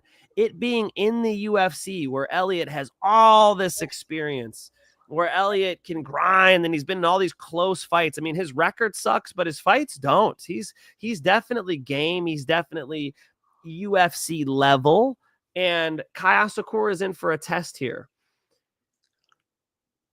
The reason I give so much pause is because it's not like even odds. Like, I think this is one where I could see Kai Asakura minus 150, but they're giving Kai Asakura a lot of fucking credit. And I see a guy who's passed a lot of tests in the UFC, and Kai Asakura, who, although very dangerous in his striking, has not. And I don't think the submission game is going to be all that surprising to Tim Elliott either. So, you know, I'm not, this isn't a bets show. So I will say as a pick, Kai Asakura finding a fucking knee, a big shot. He's such a finisher. He's so exciting to watch. If you're a fight fan, you like to watch Kai Asakura fight. I mean, it is just spectacular the way he could use all of his limbs to put people away. He's extremely exciting. But we got to see him defend some takedowns in the UFC first before I'm touching a minus 350 or whatever the fuck it's at. I'm with it on the side of Asakura winning. I guess I'm more confident, man. Full Send MMA in the chat says Kai chins him under 1.5. Don't think too hard on this one. I'm going with Kai pulling through with the KO. I feel like body work's a factor as well. Shout out. It's cool. Full Send join. I appreciate that. W to you guys. Thank you, Full Send. I feel like Asakura's slickness on the feet is a big factor. I really think Elliott's going to look slower here. It's also like you add into the fact Tim Elliott now, year 7 months out and being 38 years old versus Asakura primed at 31. Bro, Pantoja bodied him on the ground, but it's different with Pantoja, you know? Sure. I get it. Elliott at one point, he was able to beat Ulanbekov by bending the fucking rules, grabbing the cage, grabbing the gloves and shit, you know? But with Asakura, too much of a danger threat. I'm going Asakura. I'm going violence, and I'm with knockout. I guess I'm more confident in you. I think that knee to the body is a factor. I think it could show itself in close range. Absolutely. I mean, Kai Asakura could throw any type of weapon at you. You never know when he's going to jump, what he's going to do. He's a great finisher too. So Kai Asakura via finish, maybe that's the way to touch it. I'm just hating on this line. I was just very surprised to see a guy 0-1 in the UFC get such a wide line against a guy who's a real UFC veteran. You bring up a great point though. Tim Elliott is off the shelf. There's a little bit of dust. You can't be hesitating against Kai Asakura or you'll get put out. The official pick is Kai Asakura. I'm just telling you, I'm not betting it. Minus 300 straight money line is on the wider side with Elliott at plus 240. Under 2.5 at plus 115 possibility. And then the side of Asakura by KO is my official call at plus 165. That knee to the fucking body, man. I'm telling you, he did it to Juan Archuleta. He did it to the fight prior to the Archuleta one. And Archuleta can wrestle. Archuleta can wrestle good. He did it to Yuki Motoya. I really feel like this is a fight where Asakura can get some respect back. And I think a KO is coming. And I think the odds being this wide is the books giving the respect to the technicality. And Elliott's a fun journeyman, bro. Ultimate Fighter, comeback winner. You know, the redemption season. Went 5 rounds with Mighty Mouse. That was a long fucking time ago. And I feel like the Asakura side's the A side. So I'm with it, man. I'm going with the Japanese sensation. And maybe, just maybe, Tatsuro Taira Asakura main event fight night Saitama Super Arena 2026. Oh, that's sick. That's sick. Let's do it. Come on. We need it. I need it.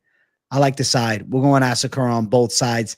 We're agreeing a lot tonight, Finch. I'm glad to see it, bro. So we're on the same dogs too. I mean, you and I No. have jumped on the same. I think we're both on 2 dogs on this card. Yeah. So yeah, I like to see it too. I like it. Let's go. Not Next coordinated, folks. Just no, so you know. Not ever.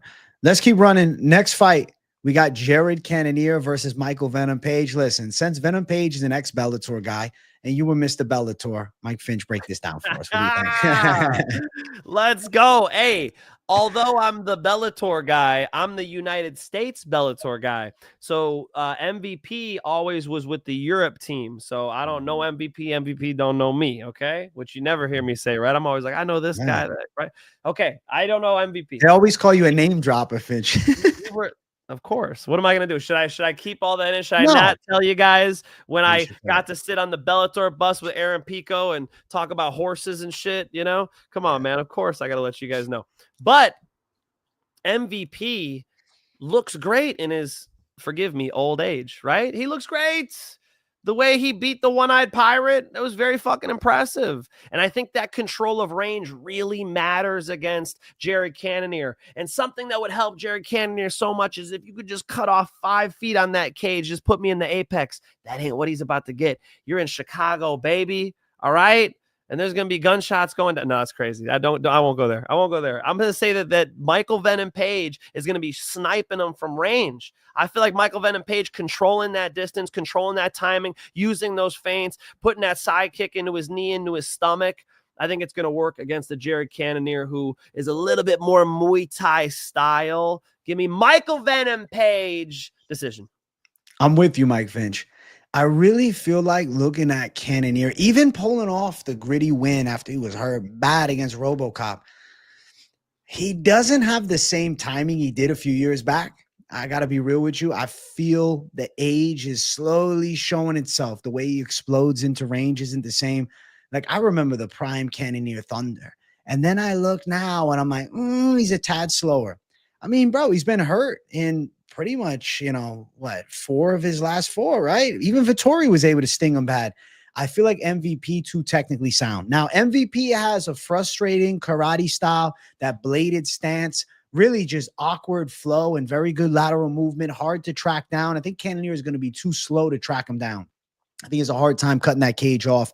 I think Page going to be effective with counter shots. Expect him to work that lead leg side kick, whether it's to the body or to the legs. Expect him with the straights. Expect him with the weird feints.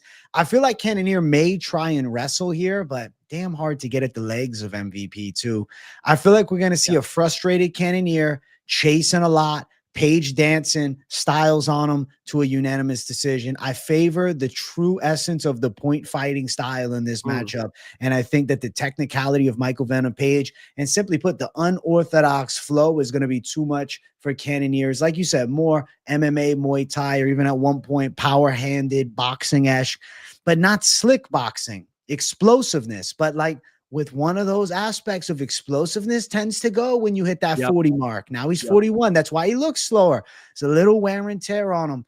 And he has lost 2 of his last 3. In the win against RoboCop, in a fucking 3-round fight, he gets smoked. He loses every round, essentially. And to be fair, this matchup is also a complete opposite style to what we saw with RoboCop. It's bruiser, pressure, power hitter versus Mr. Technique, Mr. Flow State, light on his feet with a bounce and a good rhythm. I just see Page as too technically sound, too good of movement, too good at peppering opponents and staying away, too good at not getting hit in the face, man. How many times does Michael Venom Page really get hit with clean, thunderous shots? Rare. I'm going Michael Venom Page with you, Mike Finch. We're on the same side. Looking at the odds, minus 185 for Michael Venom Page, plus 160 for Jared Cannonier. Over 2.5 sits at minus 275. I don't know about Page having the power to put Cannonier away, but definitely has the technicality to land clean. I think decision makes sense. I think this fight hits over at minus 275. I think Page wins a decision. It's minus 120 for that. I feel like Cannonier's going to want it bad, man. I feel like he's going to try. Like, he's going to try everything. I think he's got to wrestle. I really think he should try and close that gap by shooting takedowns. But I'm not overly confident in Cannonier's takedown threat in this matchup against Venom Page. And how the fuck's he really going to get at his legs consistently, especially in the big cage? Like, if Cannonier was in an Apex main event versus Michael Venom Page, a 5-rounder, I'd be like, maybe there's a chance that he smothers him. He can cut that cage off, but there's so much room to work, and it's a 3-round fight. I just don't think Cannonier can keep up. I also think he starts slower than he used to, and that's another sign of him being 41. He had a great prime, man. I loved watching Cannonier, and he had a fucking crazy body transformation from him losing by knockout against Sean Jordan in the heavyweight division to showing up like a shredded savage at 185 and going 5 rounds against Adesanya. But this is a Michael Venom Page fight. And I think he's better at middleweight. It's that lighter man's skill, and it's the age on Cannonier. Page for the dubs. I'm with and the speed, man. It's like you got a guy who's real loose and quick in Michael Venom Page. Yeah. So that jab, that lead leg should be real active in this fight. And I love how he looked against the guy who's, younger, a good kickboxer too. It's like every time you prepare for Michael Venom Page, you got to learn martial arts again. I mean, you got to bring people in. Your teammates don't move like that. It's a totally different style versus Jared Cannonier does stuff real bread and butter. Michael Venom Page has seen a lot of that type of stuff in mixed martial arts already in the gym as well. I think there's no surprises for him. You bring up the wrestling, which is a great point. And I've heard people say, oh, Michael Venom Page is bad at wrestling. He's not, though. Logan Storley versus Michael Venom Page, not the best fight I've ever seen. But Logan Storley's like this really high-level wrestler, like state champ in high school, went to college, was undefeated for he's very, very good at wrestling. Michael Venom Page stuffed almost everything. I mean, there were just moments of stalling, which in 2025 in the UFC, they should not be rewarding stalling. They should be rewarding damage. I certainly know one judge, maybe I'll say his name, I don't care, who really rewards damage in Chicago. If he's assigned to this one, I could definitely imagine, Michael Venom Page getting the nod because control won't be enough, I definitely can see a Michael Venom Page, 3 rounds, if not at least 2. Yes, this is live. That Russian. Yes. We see you. We see you, bro. Venom Page for the dubs. Finchman and I both on the right side of history, I think so. And let's keep running, man. Next fight, featured fight of the night. We got Geoff Neal versus Carlos Prates. I really, really am excited. This fight, at one point was supposed to take place prior to Prates going out and then, fighting against Gary. And he was outstruck by the speed of Gary last time and still late was able to land some thunderous shots. He had Gary very badly hurt. Prates is a power hitting Muay Thai-esque striker with, Muay Thai kickboxing base, but motherfucker's got Muay Thai tatted on his chest. I'm calling him a Muay Thai striker. Has real knockout power, though. Not like it's just the traditionalist Muay Thai nasty kicks and good elbows and knees. He hits fucking hard. Geoff Neal on the other side is a pretty good southpaw boxer. Does have surprisingly good dexterity. I remember when he knocked out Mike Perry with the high kick several years back. Geoff Neal is a fucking slick puncher, and he can box well. I mean, he gave Ian Gary a tough 3-round fight and a real run for his money, even with Shavkat. Styles make the fights, though. Big difference is Geoff Neal is confident with his hands throwing big shots in range. Problem is Carlos Prates has that power switch button that he can shut Geoff Neal off. I don't think Geoff Neal is absorbing bombs from Carlos Prates. And his style being, usually the one who's able to bully opponents backwards. Prates also on a bullying offensive approach normally. Neal not with the slickness and distance management like of an Ian Gary, where he's going to just outpoint Prates to a more technically sound kickboxing decision, forced into more of a firefight. A firefight favors the power side of Prates. I think Neal at times gets overzealous with punch combinations in range and rips big shots, but as he plants his feet to throw those big shots, available for a power hit from Prates on the opposite side. Prates also a stance switch hitter. Don't be surprised if you see him switch southpaw and rip the calf a little bit of Geoff Neal. I definitely think that's a factor. Prates has some nasty calf kicks. And being comfortable in both stances, I really think he's going to find some holes in Neal's striking flow. And I think Neal struggles on that back foot in this one. And I think Prates is putting it on him, looking to prove a point after that Ian Gary fight. And I think Prates is probably chinning Geoff Neal. I think we're going to see like busted up Neal, kind of looking like Apollo Creed in Rocky IV or something like that. I mean, Neal's been to close decisions with great strikers before. He's definitely an interesting test for Prates, but with Prates, the problem is the grappling. It's not the striking. I will say that Prates likes to reach out and grab the hands a little bit. Neal's got some decent hands on him. There could be some issues there, little red flags here and there. I think Prates bounces back, AJ. I think he's explosive. The fighting nerds are too fucking good. I think he's going to be able to get back into the game. I think it's just Ian Gary's getting better and better and better every time we see him. I think Carlos Prates is still the truth. Carlos Prates should be able to find some big body shots on Neal. I think Neal's pressure is going to make him walk into some of those kicks, some of those knees. I think Prates does more damage in this fight, not necessarily with his hands, but with his legs, with his knees, maybe even with his elbows. Give me the Muay Thai specialist, a good sniper, the cigarette chain smoker himself, Carlos Prates, getting it done against Neal. I would not be shocked if he put him out with like a knee to the body or something. But Neal's shown us time and time again he can go distance with guys who are pretty dangerous. And he's only 34. Let's say he's durable enough to make it 3. Prates to win. Bit of a favorite, sitting at minus 240. He opened up at minus 400. So some love on the side of Neal, who's a plus 205 dog. Yeah, man, I'm with it. I think that Prates is winning. I don't think Neal threatens him in the grappling. I do think Neal will land some shots for sure. I don't think he's getting completely shut out in this one. But I feel like that Prates nuclear option's a factor. And even to a hard-fought 3-round decision, I could see Prates doing more damage and outstriking Geoff Neal in a very clean kickboxing battle. I love this fight, man. I'm excited to see how the matchup looks here. I really think Prates is looking to prove a point. Neal coming off a nice win over RDA where he had him badly hurt, and the punches are what fucking blew out the knee of RDA. He hit him so hard it shook his fucking knees and shit. So I think Neal's dangerous for sure. He's a power hitter, and he's good. Like, Geoff Neal's a fun watch. Gave Ian Gary a run for his money, even had moments against Shavkat, but I think he struggles when Prates puts that pressure on. And like you said, the kicking ability too, the elbows, the knees, and the power in the hands, I think it's a Prates showcase chance. Yeah, and I like that Carlos Prates can maintain a little bit of range here in the big cage too, man. Like, he likes to reach out and keep you in that green zone. That should work against Neal because he's got 2 inches on the height. He's got a couple inches on the reach. He's got a couple inches on the, never mind.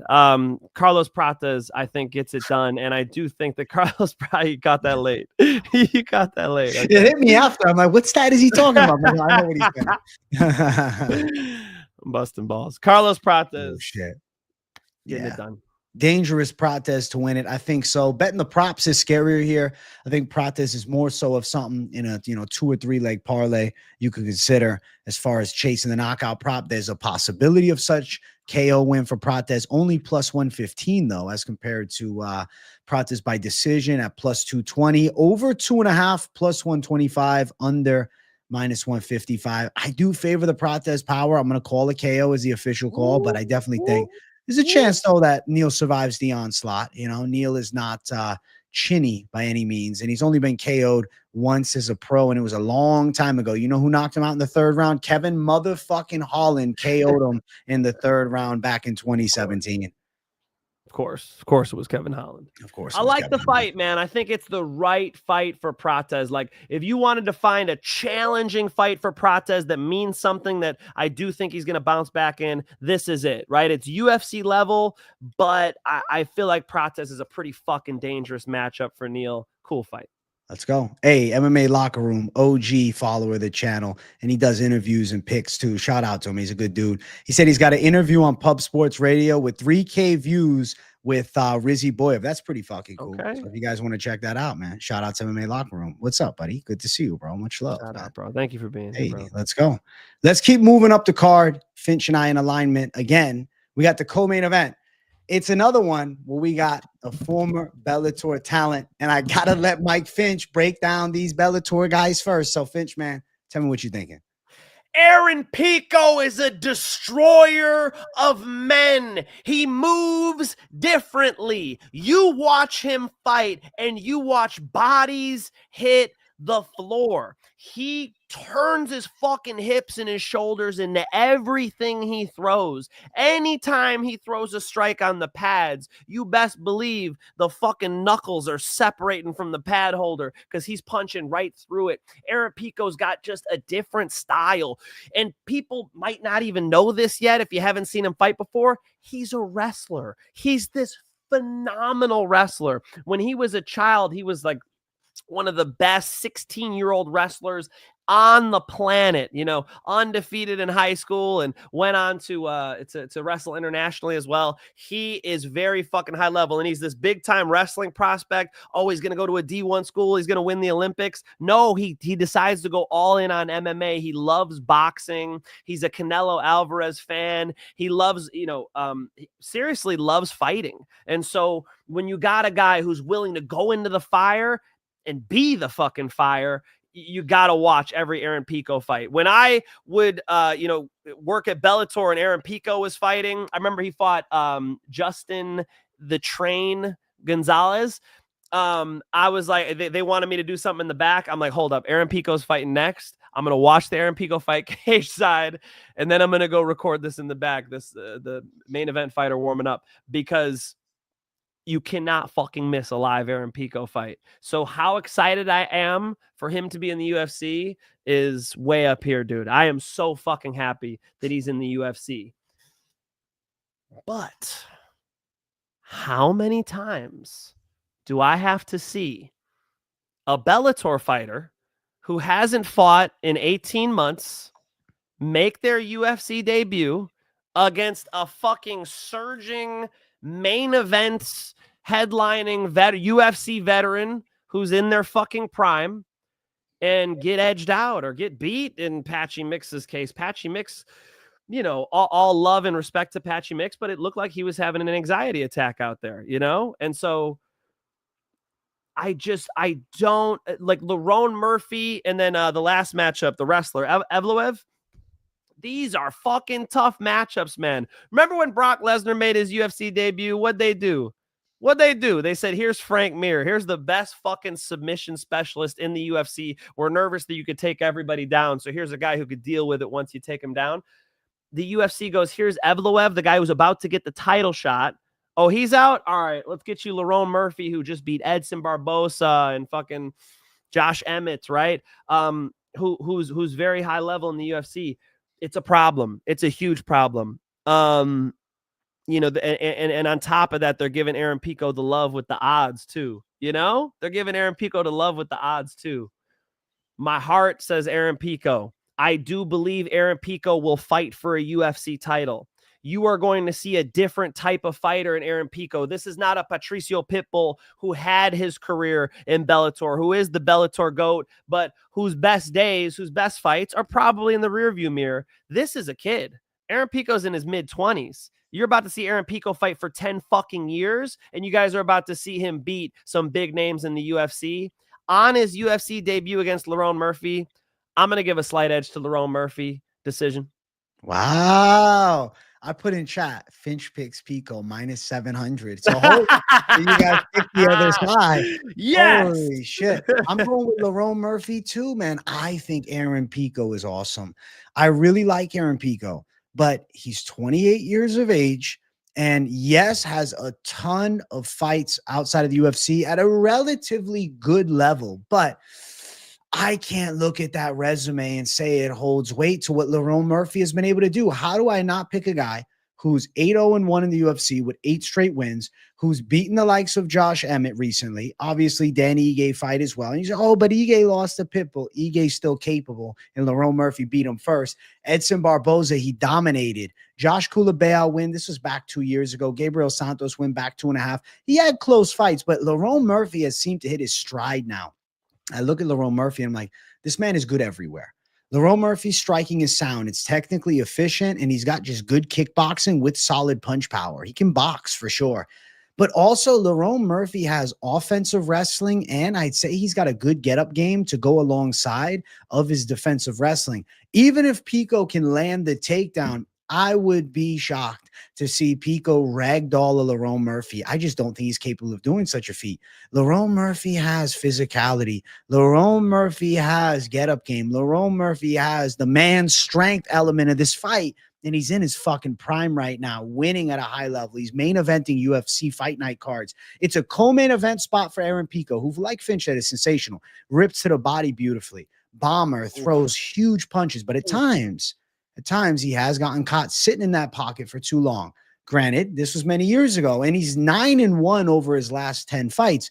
But to be fair, the resume as of late, he avenged his loss to Henry Corrales. That was a short notice step in for Corrales. That fight also took place at lightweight. It was a Corrales who, was past his best days, and Pico beat the fuck out of him. And I do think Pico now would beat a prime version of Corrales, but at one point he was chin by him.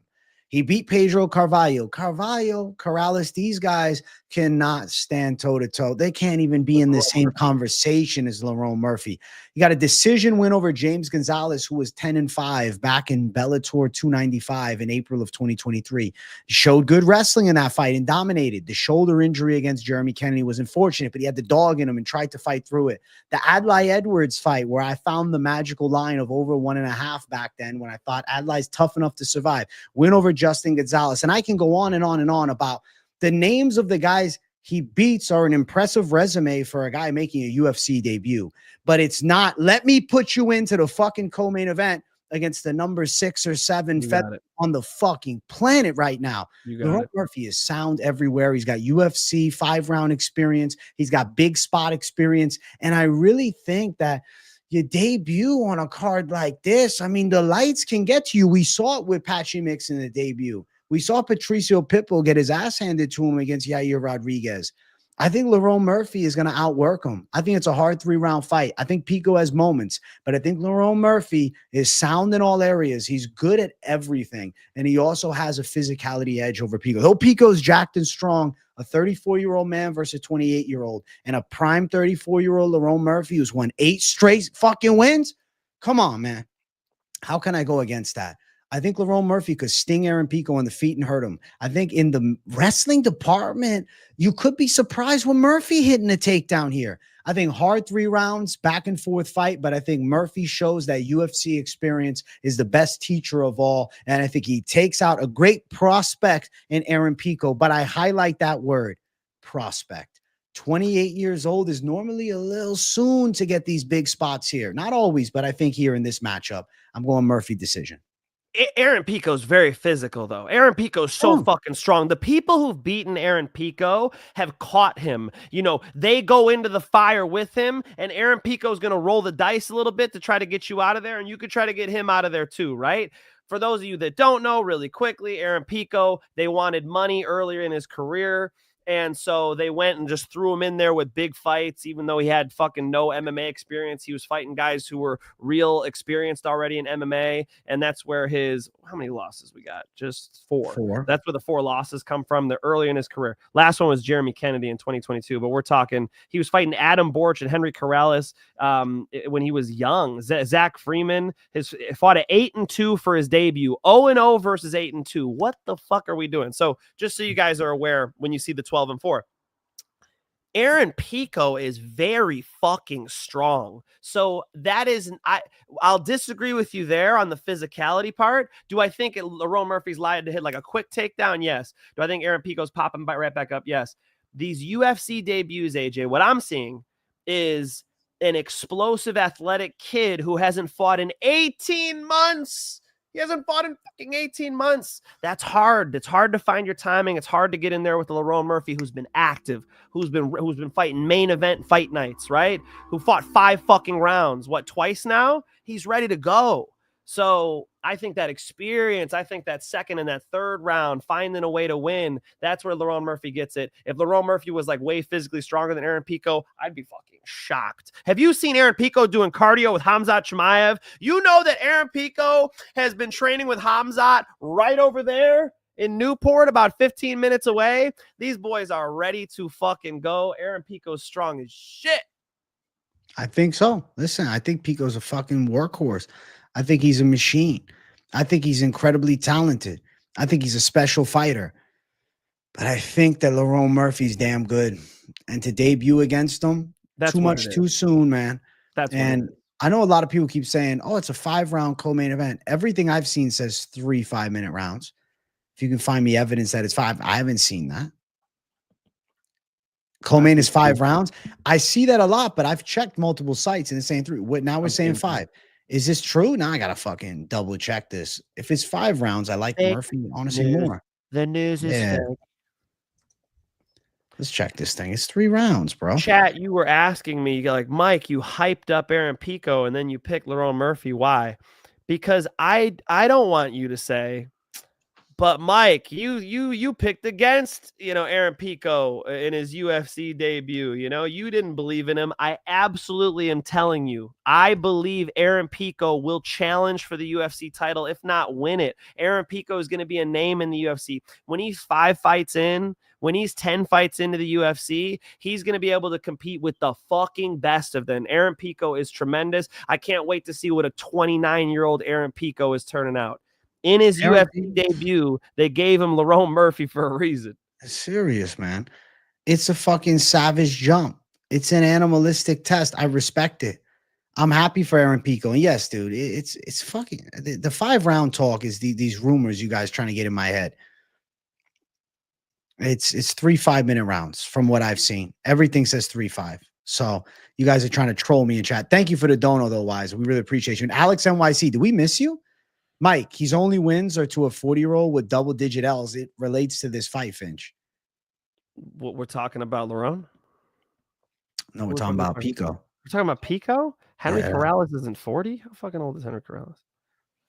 Oh, well, okay. He beat him at how long ago? 18 months ago, 38. Pedro Cavallo.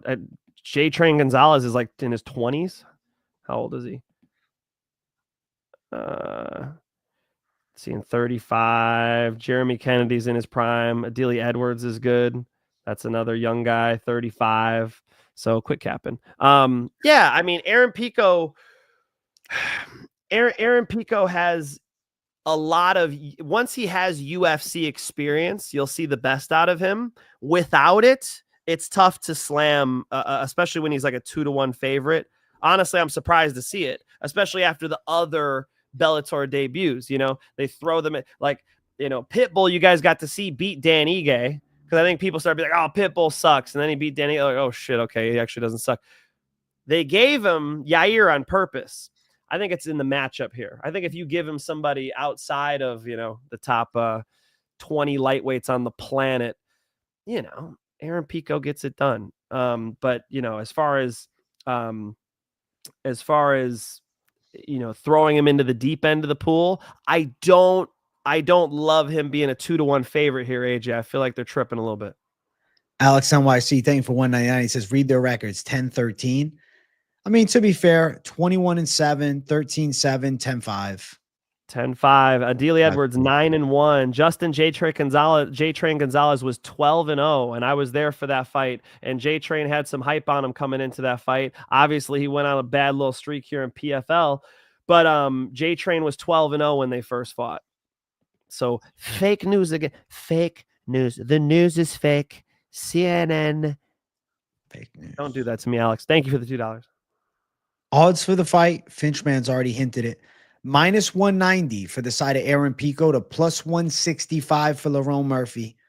The pick is going to be Murphy's an underdog. He's a people's underdog. People are saying that's a red flag. Sometimes on these numbered cards, those fucking main card people's underdogs picks end up hitting. So I don't think it's necessarily a huge red flag to see a UFC veteran as the people's pick against the betting favorite. The books can be wrong here. And every so often, they throw you one. And I think hitting it in the home run park is a possibility with Murphy as an underdog here. Now, over 2.5, -210. I could see Murphy stinging Pico with the way that Pico fights. Dangerous is his fucking middle name. He likes to bang. And Murphy still hits hard. He's got a handful of KO wins. But I feel like a hard-fought 3-rounder might be in store. I feel like Murphy's not the most dangerous, so that's why I'll go with decision. But Aaron Pico's style is that risk-reward style. You know, Aaron Pico is going to give you an opportunity when he's swinging at you. So it's a fun one. It's cool that it's the co-main event. I like that Aaron Pico gets to make a name for himself out there. You'll see who he is. I mean, win, lose, or draw, Aaron Pico's going to come to fight. Absolutely. Thank you for 199, Alex NYC. Is Pedro 13-10. So fair, Jeez, guys. Fuck them up, but true. Jeez, the thing is, we're picking Lerone Murphy. Aaron Pico 0-0 versus 8-2 in his debut. Is he a bitch? What are we saying? What the fuck are we talking about here? I watched it live, bro. I remember that shit. Quick sub got put to sleep. Come on, son. That was crazy. Aaron Pico's a fucking dog. Who doesn't want to see that style, man? It's fun to watch. Yeah, fuck yeah. I'm super excited to see him in the UFC. I'm excited, man. Fuck yeah. Listen, we got more. One more. The main event of the evening. If you guys are watching and enjoying, make sure you hit the like button. If you're new to the channel, subscribe it up.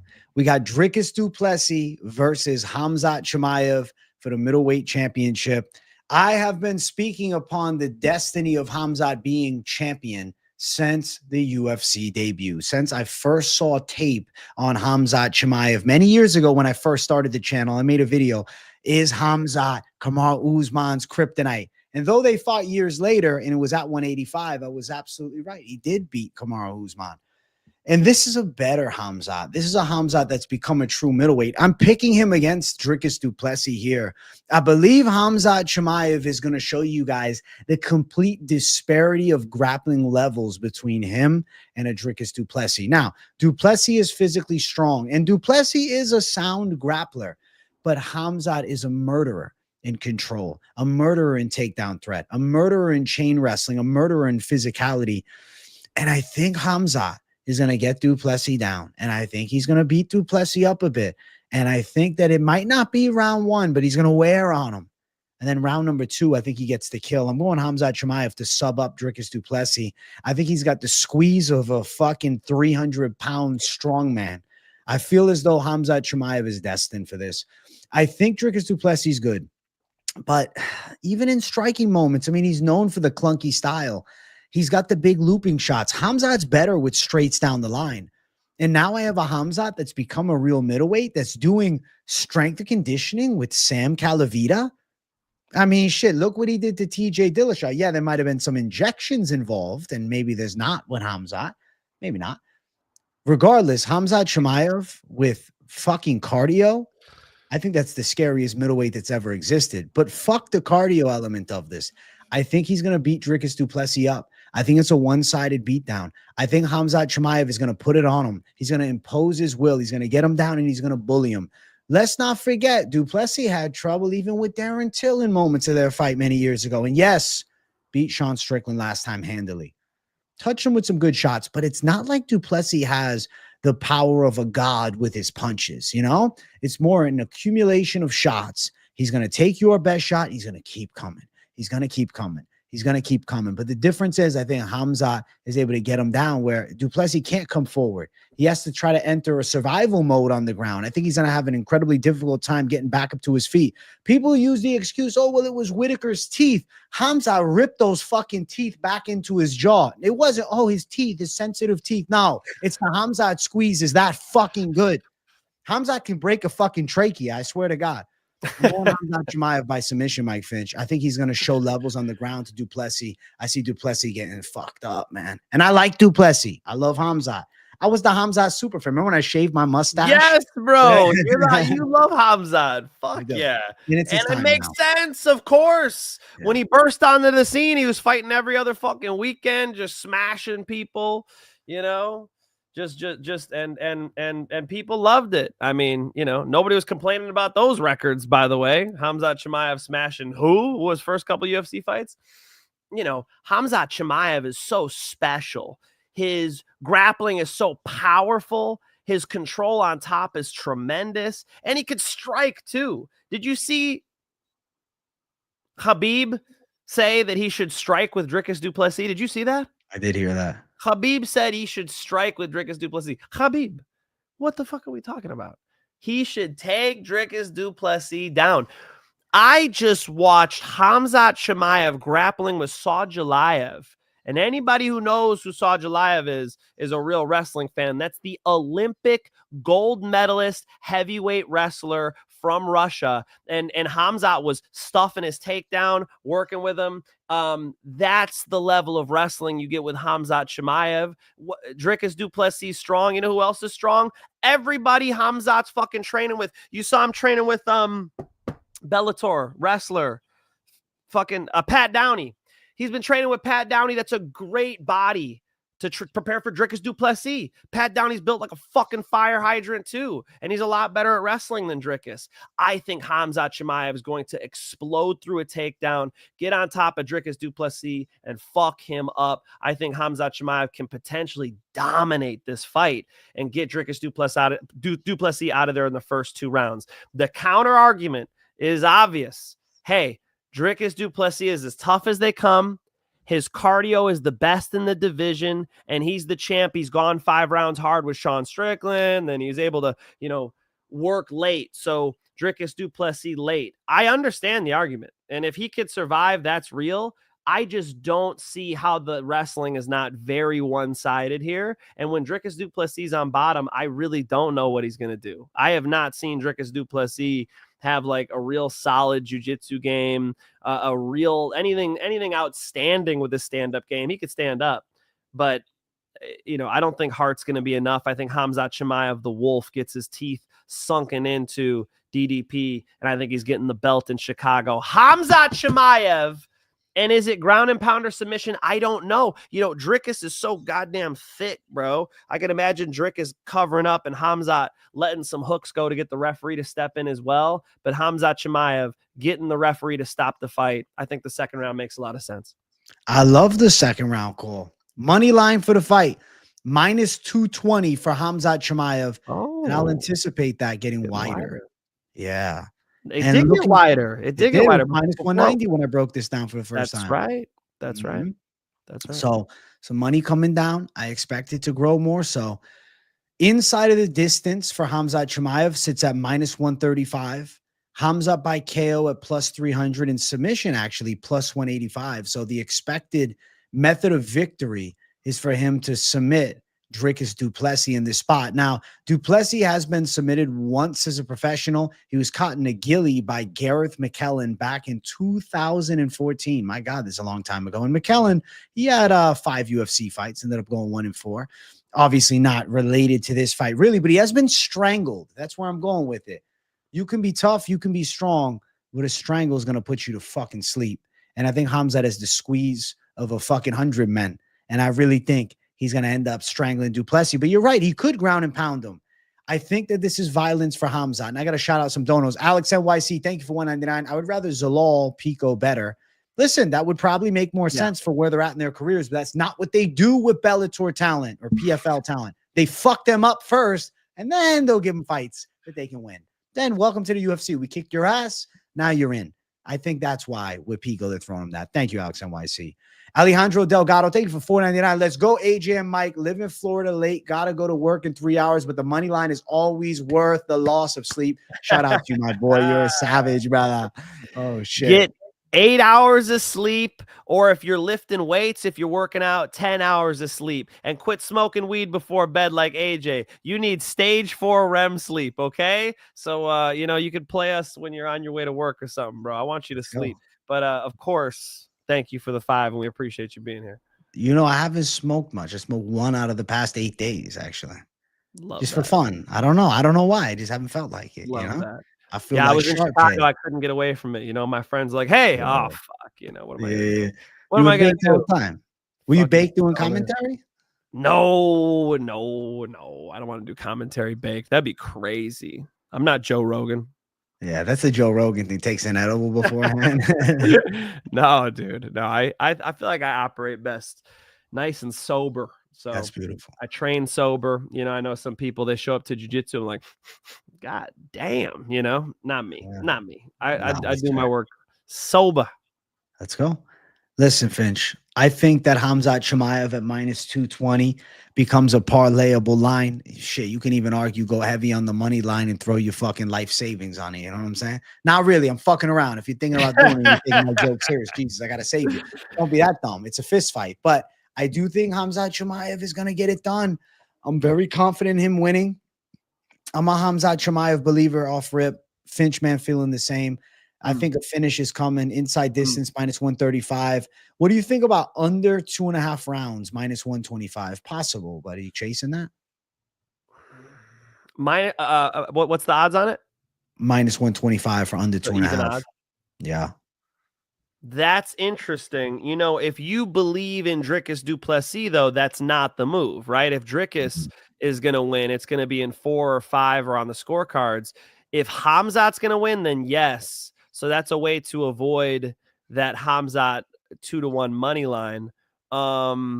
It's not my play, but that's interesting for sure. I mean, you know, my boy T, who helps me run premium channel, DM at Mike Finch Show if you want to get set up in premium channel to see the bets this week. I've had bets. AJ, I've had bets on this shit for over a month now.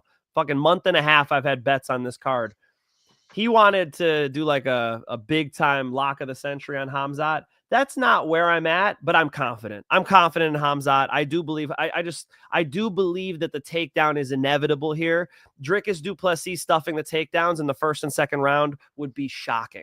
Yeah, I'm with it. I'm with the Finch. Listen, I think that we are on the right side of history, Mike Finch, and it's the Khamzat Chimaev side to become the champion of the world and dethrone the champ who's the underdog in the spot. Obviously, du Plessis, a savage dog always, but it's Khamzat time. I feel good about it.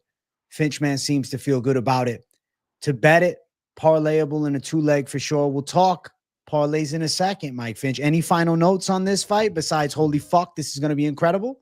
Khamzat was supposed to be the welterweight champion first, then move up and win the 185 title. That's how it was supposed to go in that universe. But we went on an alternate timeline where Khamzat Chimaev got fucking COVID, crazy bad COVID, and him and Nate Diaz had to slap each other backstage or whatever happened, and he fucking missed weight, you know. So here we are at 185 from to win the title. But make no mistake, Khamzat Chimaev has been championship material since he walked into the UFC. He is among the most special UFC fighters we've ever seen, and he's going to get gold on Saturday. I'm with it. Finchman said that beautifully. And Louis Boy, thank you for $1.99. $1 this weekend. Thanks, bro. Oh, Finch loves Wang. There he is. Throwback. For y'all that don't know the inside joke. Thank you, Louis Boy. Very nice. Shout out to him. Listen, it's time. Finchman throwing the middle finger up. It's time for the parlays, Finchman. So let's bring some parlay thunder. All the competition that try to compete, stand back, watch the bomb drop. Parlay time. Open up your wallets and let's bet on some fist fights. Yeah. Parlay time. This weekend, they're in my home city. So I'm going to get this shit right for Saturday night. Yeah. I'm going with the boy. I believe in Chase motherfucking Hooper getting it done. I think Chase Hooper's got it on the feet and especially he's got it on the ground. I believe Chase Hooper's getting it done as the first leg of the parlay. You know what the second leg is going to be? Khamzat Chimaev. Let's fucking go. What are you thinking? Khamzat Chimaev and new. I've been calling this for years, man. This has been a prediction before the fight was ever made. And you think I'm not fucking putting that down as a most confident pick, as a fucking call with the Finch man on the Savage lock? Of course. Go. Chase Hooper, Khamzat Chimaev, gonna be the parlay for us. I love how me and Finch came up with the idea of going 1-for-1. We've disagreed on some, and then we've made it happen. Looking towards the odds of this parlay. Let's find it real quick. All right. So Khamzat Chimaev and Chase the Great Hooper. All right. You're sitting at near even money around minus 104. You could probably find plus 101. Little 2-leg action to nearly double your cash. I think it hits, man. I believe. Let's go. I love that parlay. I love that parlay, dude. Yeah, that makes a lot of sense. Did we just agree on every fight on this card?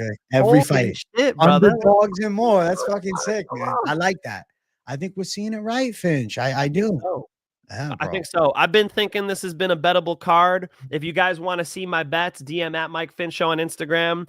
Like I said, AJ, I've been throwing down on this card. I'm just gonna fucking everything I got in the betting account, not my bank account, the betting account, the app. I'm gonna put it all up because I'm confident in a lot of these. So let's fucking eat. Let's go, Mike Finch. Listen, I'm dropping the link to your channel because Finchman's got work to do. He's got his most confident picks to do.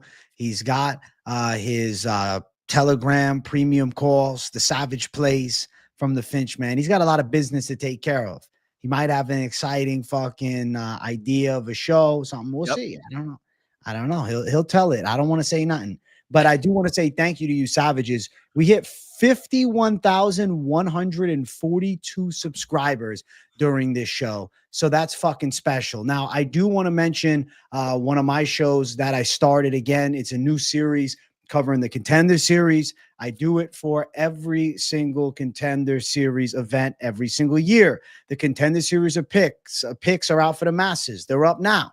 The Contender Series of Savage calls. Things can go sideways on Contender Series, but definitely a watch. I just dropped the link to the Contender Series predictions in the chat as well. Check them out. Check out the Finchman Show. Go give him a subscribe. He just hit 10,000 subscribers. So let's go, Finch. I love it. Holy shit. What Finch, a fucking baby. journey to 10,000. I hope the journey to 20,000 is a little quicker than that. God. Let's go. Damn, son. I've been posting shit on my channel since 2015, bro. I've been out there. Wait, 2015. 2009 I've been posting shit on my YouTube channel. So yeah, it's cool. I used to do media at the UFC events. I've got like old interviews with Michael Bisping and Dana White and shit on my YouTube channel. So go check it out. Go check out the archives. Yeah, I hope you guys come see me. I will be live in a few minutes with my 5 most confident picks for UFC 319. I wish I was in Chicago. I know people who are going live. You guys enjoy yourselves. They're over there at the United Center right by my boy Marcel's house. He could walk over there and he doesn't have tickets. I'm like, bro, what's going on? You got to get tickets. You got to go. I think this card's sick. AJ thinks it's the best card of the year. I can't dispute it. I don't have a better card to throw up there. And I believe we're going to see an and new. I'll see you guys in a few minutes. Hey, thank you guys for watching. Smash the like button. If you're new, subscribe. Listen, this is one of the final UFC pay-per-views ever, potentially, with 2026 getting rid of the pay-per-view model. So, you know, you guys won't have to pay the fucking $90 and shit for the pay-per-view stateside. We'll be saving money and it'll be fucking beautiful. And we'll be winning even more on the fucking betting side. So keep it locked in with your boy. Thank you guys for 42 subscribers. We're going to pass it. We're making things happen. I'll be live tomorrow afternoon for the lunchtime live. Today, I didn't go live for lunchtime because I was doing Contender Series. But I'll be back with lunchtime live tomorrow. Contender Series Fight Companion tomorrow evening. Lots of things coming. Go watch the Finch's show. He's got you covered tonight. And check out those Contender Series picks too. Thanks for watching, everybody. We'll see you all soon. Much love. Peace out. Good night.